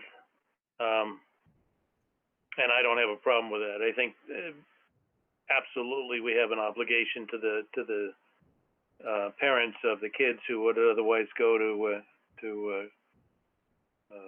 nursery school as we have planned, and that it is our charge as the school committee to weigh the benefits and the costs of what it is we do in education against the rest of the world. And having said that, we have tools that are available to us as the school committee to try to right what could otherwise turn out to be a wrong. And and then we take the consequences of our action as a school committee and discuss it as we need to.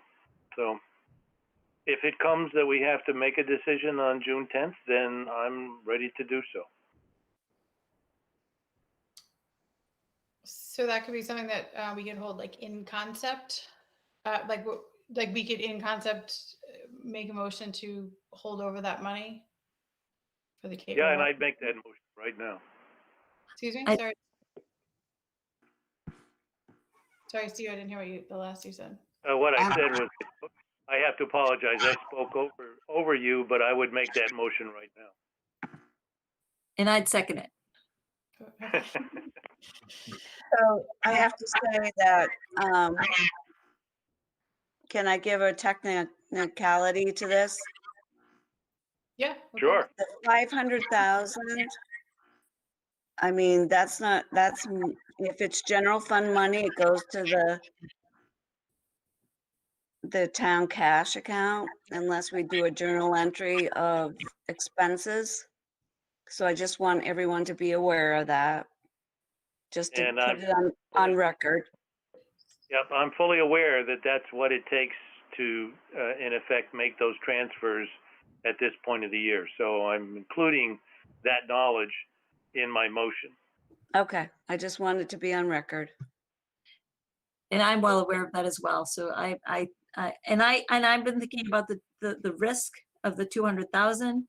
It could change something if it doesn't pass at a future town meeting. But it makes logistical sense. And I mean, having been supportive of a full day kindergarten for all at tuition free, for the reasons that we stated over the past year, and we approved it, just makes, it does make financial sense to do this, I think. Raghu, I saw you were going to comment as well. I was going to call.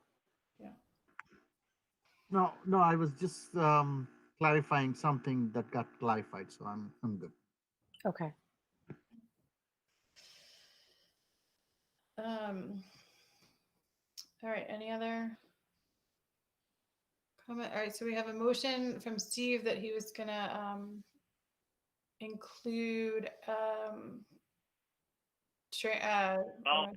Knowledge of a budget transfer to transfer the money from one account to another to accomplish the goal of providing money in the revolving account for pre-K teachers. Excuse me, yeah, pre-K. Kindergarten teachers. Yeah. Yeah. And Lisa, second that. Any further discussion?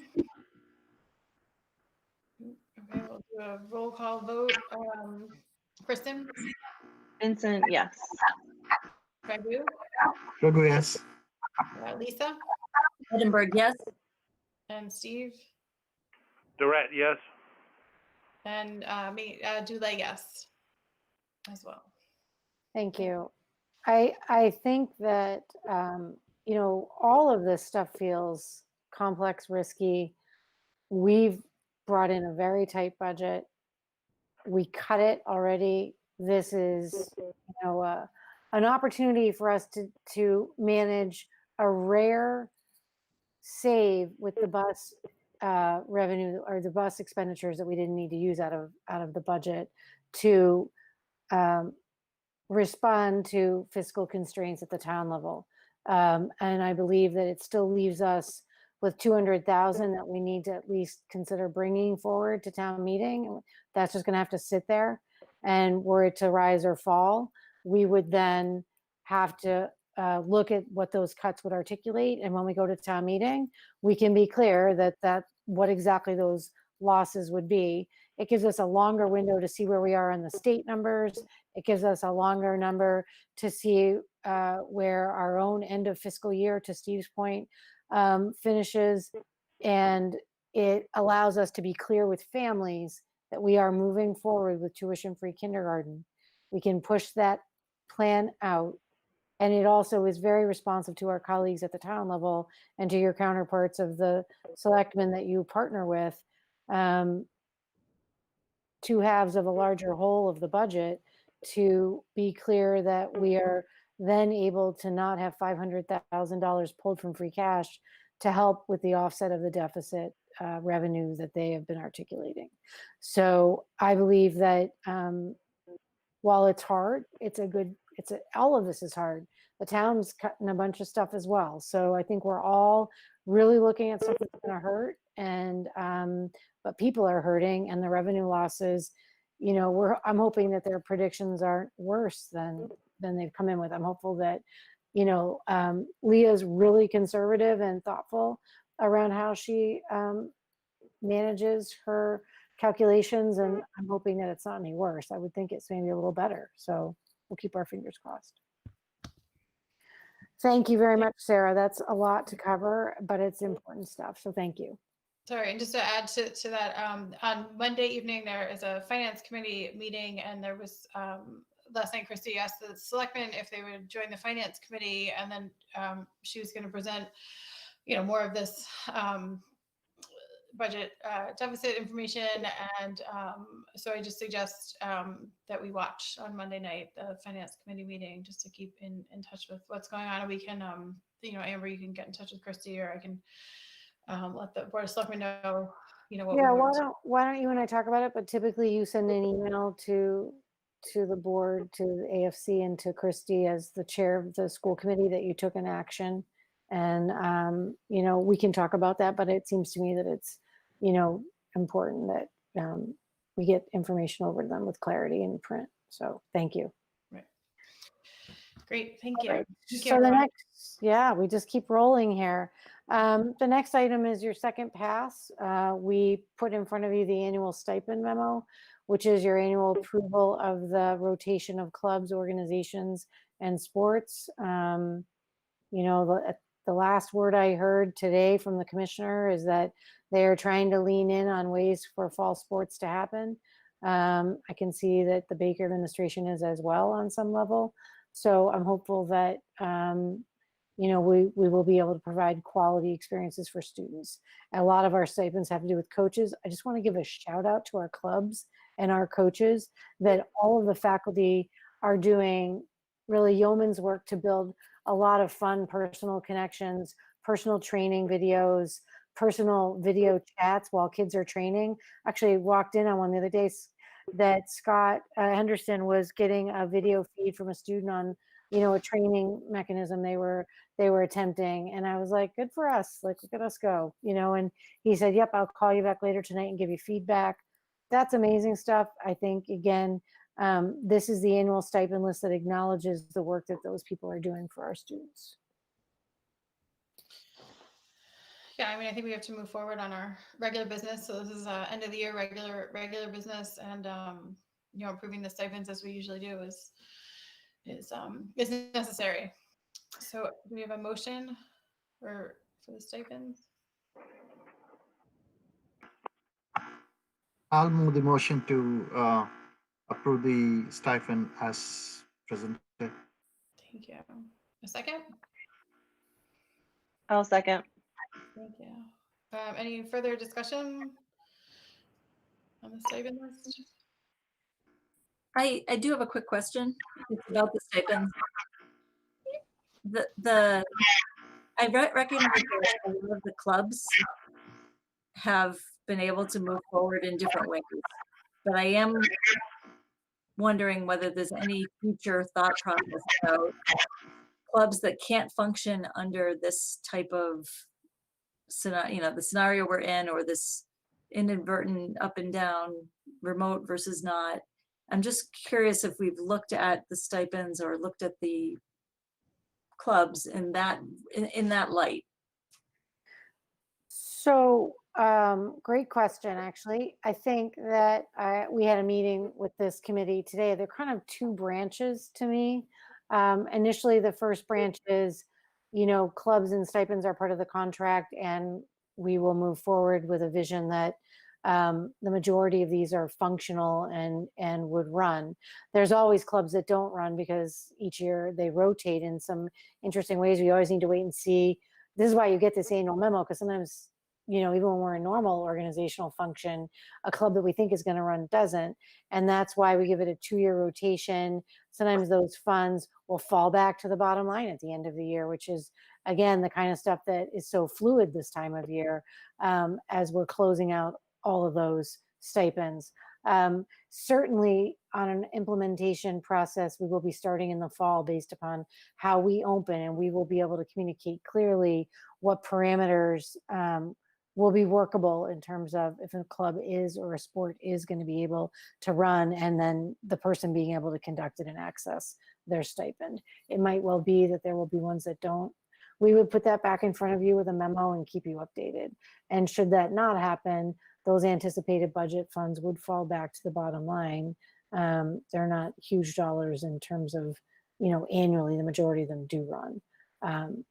I don't quite know where we'll be in the fall with the impact of that, but the committee would certainly come together and entertain a discussion on it and respond by answering to all the clubs and athletics.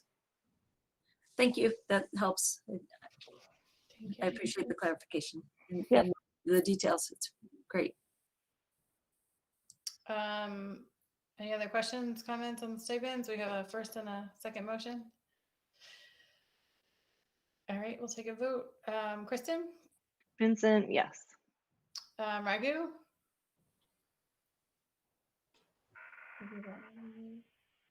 Raghu, yes. Thank you. Lisa? Edinburgh, yeah. And Steve? Durrett, yes. Mm-hmm. And Sarah Dulay, yes. Thank you. All right, stipend list approval.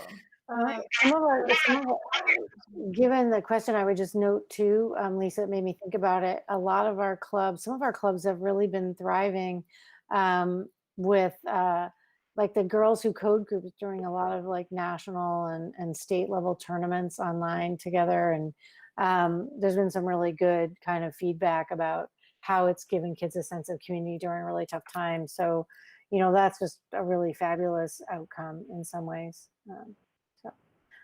All right, next up. I imagine if clubs and sports and everything ran in the fall, we would collect the usual activity fees that go along with those as well. Yeah, it's just the layers of ongoing complexity. Yes, we're gonna have to wait and see.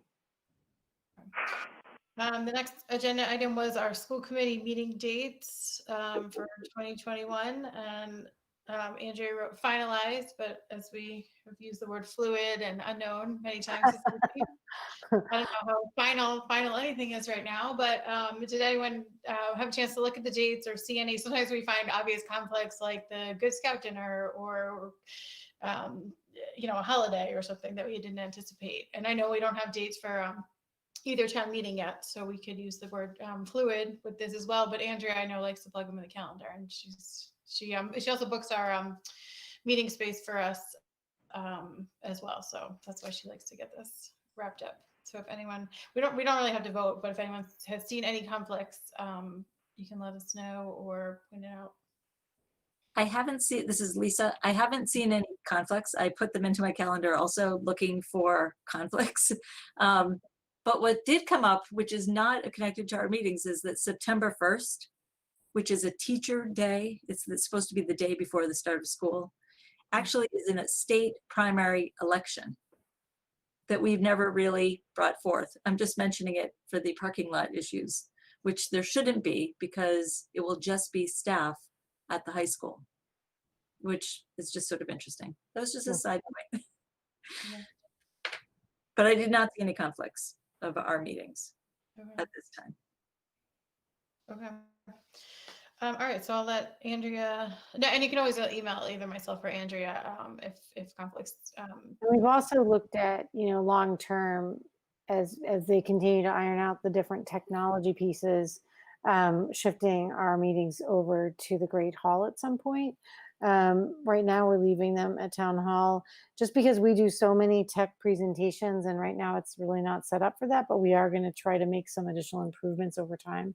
So we'll find a way to come at that at some point. I mean, there's many things about the Great Hall that are fabulous for our meeting framework, and I know the planning board meets there, and more boards are kind of getting logistically set up there. So after they pave the way, we'll eventually, our meetings would come back to Forbes. It's been a long time since we sat in that little room, to think back. So we'll keep you posted on that as well. And to Steve's point before, I think he mentioned that we might need additional meetings after June 10th. We usually do a little summer slide ourselves, but I don't think that's going to be possible this year. But we know everyone's email address, and we can easily send you a Google Meet invitation. So I think we know where you are for the summer. No dates yet, but we'll schedule some as needed for sure. All right, so I think our last regular session item was Amber's goals leading up to her review on June 10th. Yeah. So I attached this document for you, and it's a little modified for how I've done it in the past, because everything seems modified right now. Typically I would have done a clean memo, but as I noted to you at the top, I left the mid-year report because I felt it captured kind of the last stages of being in a really good place with on target for a lot of that goal work. I think it goes without saying that the COVID-19 in early March, as it began to move towards kind of derailing us in terms of aspects of our focus and our need to put our attention elsewhere, up until that point, my mid-year report had come through, in a good place. I tried to look at my goals realistically around, part of me was like, well, there's absolutely no way that I was going to focus on these when every iota of our focus has been directed towards redesigning the way we're providing instruction during this crisis time. And I know you know that without me saying it, so I'm not going to defend it. I'm just simply acknowledging it in the note. So 10 years from now, when someone looks at it and says, wow, she didn't meet her goals, they're like, oh, it was during the COVID crisis. That I can kind of acknowledge that with you, and I'm going to give you a sense of where I feel I am on those goals, and they can add then from there to the work you do to put your summary of performance together. So I want to speak specifically about each of them, and I won't belabor it. You can read it, and it's for your support in doing your end of year report. The instructional leadership goal really centered for me this year on the new strategic plan. And I feel like I was right on target after having had a couple delays. If you look at where I had been, I was behind on targets A and B coming into my mid-year report, and had faced some delays that was kind of concerning. But to me, I don't know if they were concerning to you, but I feel like we had a lot of year 5 goals we were working on. And so the lag in moving forward with pieces of the strategic plan, I was a bit concerned about, and I reported that to you in kind of my reflection. I then picked up some really serious work time and pace on it, and really felt incredibly good about where we were. I would say to date that the active draft of the next strategic plan for the guide of our next 5 years and the vision of what we really had thought we would be focusing on and accomplishing is at about 85% complete. It was ready to come to WLT's working summer for them to bang out the action items of years 1 and 2 really heavily, and then roadmap 3, 4, and 5. I think they felt good about the goals that were selected from all the surveying and talking. And we were poised. They had just reviewed it actually after I presented it to them, and we had adjusted the timetable. We were poised to come into that so that you would have had a final strong draft in your hand in August or September. And then we would have put it in front of staff for feedback and brought it to you for, generalized approval by mid-October. At this time, I am at least putting in words the word hold until we respond to where we currently are. You can see based upon Daniel's presentation earlier tonight that all of our energy planning and direction over the next several months is going to be to get open again. So it would be bad leadership of me to think that, intellectually I can come over and be projecting ahead to work that can wait while we do work that has to happen. I do want to be clear with you that I believe I can upspeed that very quickly. And I believe the recovery for that will come together quickly given where I know we are. We will need to add a set of recovery goals coming off of where we are in this experience. I'm not sure what those will look like yet, but there's no doubt that one of our key action items will need to be a recovery scope of goals that fall out of figuring out where we are a year from now. So that will become a piece of it. But other than that, I want to illustrate to you that while I consider it on hold, I'm confident about the ability to make sure that we have a stabilizing 5-year plan when people are ready to pick up some new target goals. And we can go through it and then I can answer questions. Number 2, the curriculum focus goals. I feel like I've exceeded the SEL work that we were on target with, because actually it's been at play at even a higher level during this crisis. And I feel, is something that's really anchored us. And I feel like we have exceeded, and I've exceeded work on that goal this year. Looking at the inclusive practices goals, I feel like we've met the first tier of those with some modifications, and I can speak to that in a minute. And that the work for the literacy-based practices, I would say it's off target in completion of the report, which I feel is essential for good recommendations. And I just want to comment on that before I move on. None of these would be off target if we hadn't run into the circumstances we're in. And so I've reflected on each of those a little bit for you, 1 paragraph each. It's tight and you can take some time and reflect on that on your own. The highlights there are that, the WLT team, myself, and our extended faculty have done exceptionally well and exceeded the target goals of using social emotional high value connections to manage this really stressful time. And I think if there was one area that I would say we all clearly exceeded, it would be that. I think the work to really maintain a focus on the whole child, the whole teacher, and the whole district has kept us on point, both for wellness and for both emotional and physical. And you've seen the good work that's gone on with that. I'm certainly a participant in that. And I think in terms of my leadership work, I've been able to provide good social emotional support to my team. The inclusive practices work, I feel like we're in a very good place in that we have come forward so far in a more comprehensive shared vision on the leadership team for what we think good inclusive practices can and should look like, and things we want to do to move and shift forward over the next several years. And I believe that the shifts in those perspectives extend beyond the leadership team into the leadership at the teacher level tier work, and then into classrooms already, where we see a trajectory of change beginning to happen.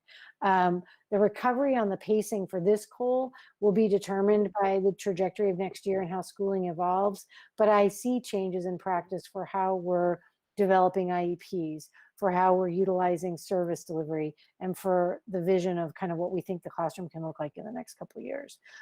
So I feel good about where that goal is. I kind of consider the first tier of it met, but we would have gotten a lot further in the fall without the necessary distraction and need for us to be in a different place.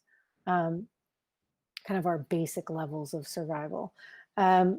The development, lastly, of the literacy goal was in full swing, and I believe coming together really beautifully with a full development of a comprehensive agreement around next steps.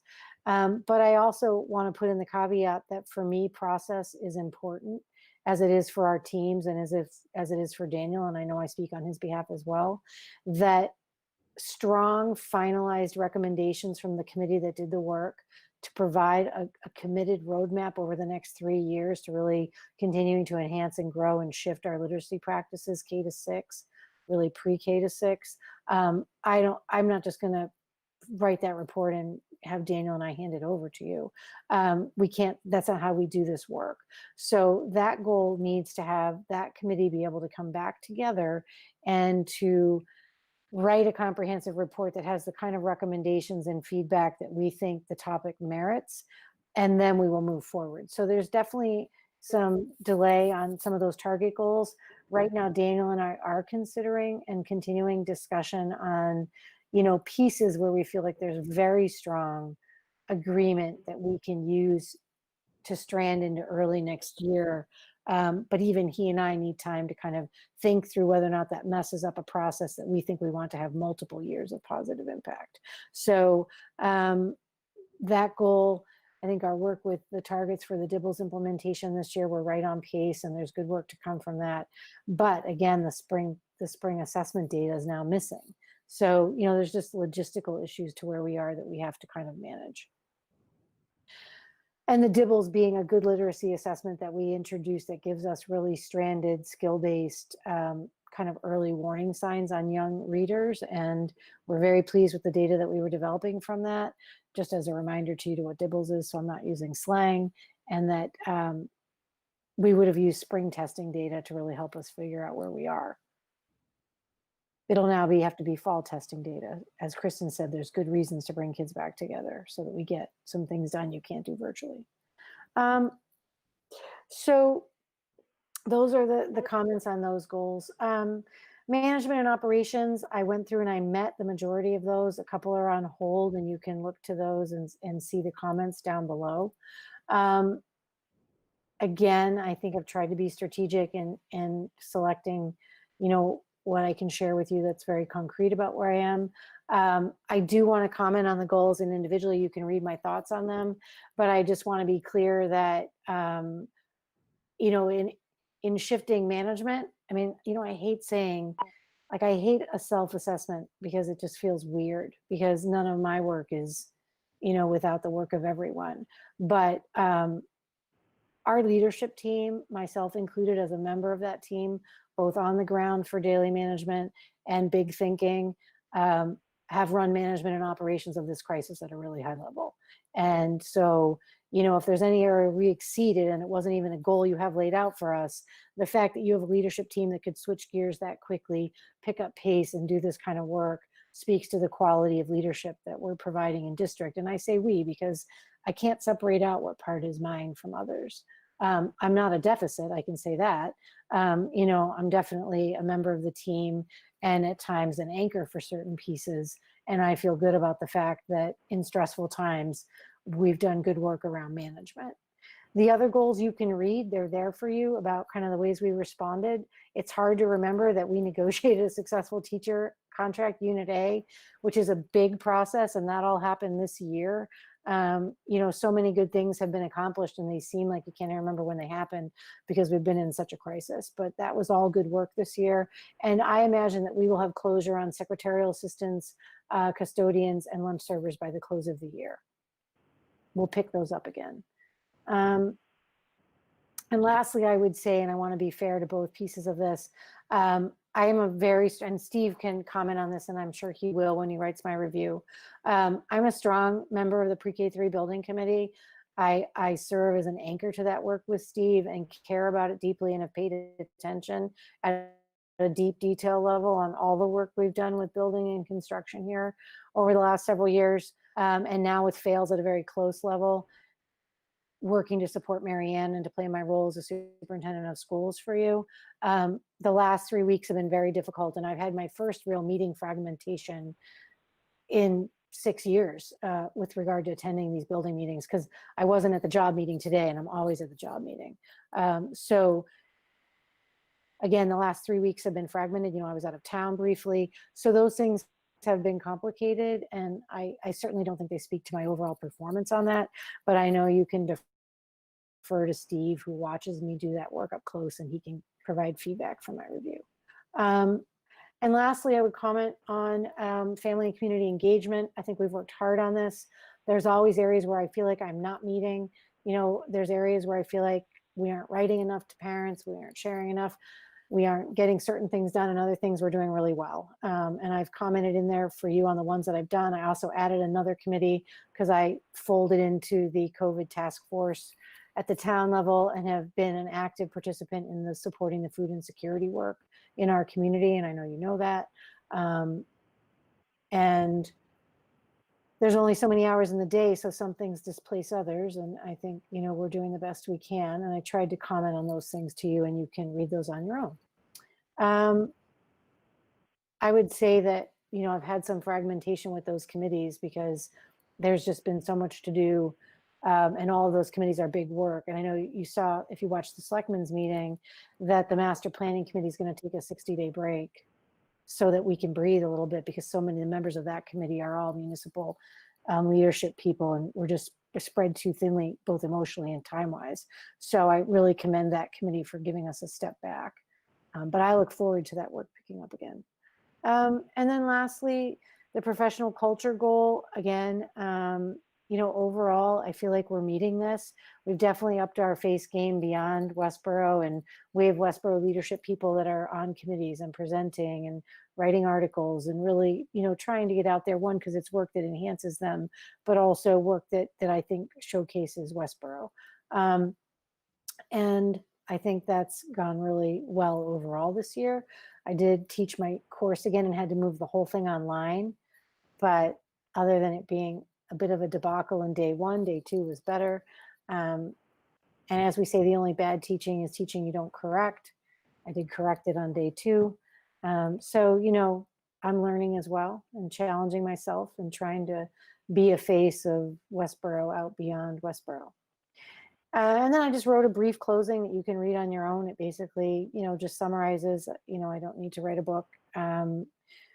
You know, the circumstances of the past 9 weeks have no doubt been the most challenging leadership of my career. I mean, they have been really hard and really challenging and really, you know, personal and difficult. And I think we've done good work. I think I've done good work during this time. But more importantly, I think the team's done amazing work. I'm very proud this year of the team-centered approach that we've used. A lot of districts fragmented and a lot of weak teams fell apart. And I've spent time hearing from colleagues and other people that live in other communities or have kids in other communities who say that, you know, there's been so much complexity around process falling apart. And that didn't happen to us because we are a strong leadership team and we work in a team-centered approach that's inclusive of you guys as well. Your leadership has helped me do good work, and I think it's kept us kind of going. I would say that stamina and resilience are the two words that define, you know, where we are, where we've been in the last 9 weeks and where we'll be in the next 4 months to 6 months. And I certainly think that the amount of stamina it's taking is difficult, but I also think that I welcome the opportunity to provide that leadership and to keep supporting teachers who I think are pretty amazing. So that's my report. So again, it's not something you need to comment on, you know, it's provided to you and it's a personal self-reflection, public, so that you can use it to finalize my review on a more personal level. So that is it, Sarah, and I'm done for tonight. Thank you. Thanks for taking the time to do that. I know I didn't have time to do that, so we appreciate you getting to that. I will send the review, usually we do it as a Google survey to each individual member and provide the rubric again. And then you can use, your experiences and the past year and the goals and everything to complete the review. I think I need them back like the Monday before that, like the 8th.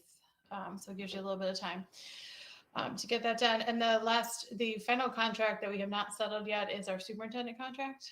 Also, it was in her sixth year. She had 2 3-year contracts, so we also need to get that settled as well. So hopefully we can report on that soon. I think we've both committed to you staying, so we don't have to look for a new superintendent, school committee, because that would be your job. So you should be glad about that.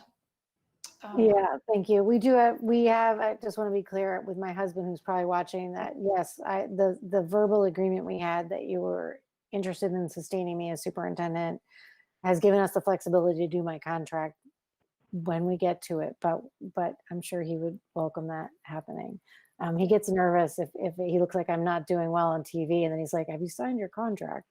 So I welcome the opportunity to settle that with you, and you can do it after you finish my review or before, but I appreciate the verbal agreement. Yes, that's another thing that got put on the wayside, but we need to bring that back to the Understandable. priority. So. And that's it. We do need an executive session briefly. Okay, so does anyone have the wording in front of them that could take us into executive session? No? Lisa, I you do. want to read to executive session? I can. I'm pulling it up. Okay, this is Lisa. I make a motion to vote to meet in executive session pursuant to Mass General Law, Chapter 30A, Section 21A, Purpose 2, to conduct strategy sessions in preparation for negotiations with non-union personnel, and under Mass General Law, Chapter 30A, Section 22G2, Purpose 7, to review and approve executive session minutes from April 6th. Great, thank you. We need a second. Dorette, second.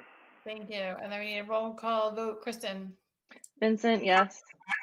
Raghu, Raghu, yes. Lisa, Edinburgh, yes? and Steve. Brett, yes. Dulé, yes.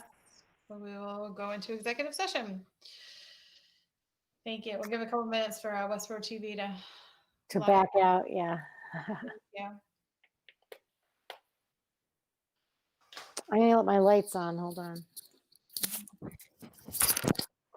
Am I allowed to read that executive session thing? I had it right in front of me, but I felt like someone else had to read it. Is that, I don't know what the rule is. Oh, no, you could make the motion, but, Oh, yeah. since Lisa almost historically has done so, that's the reason why I asked.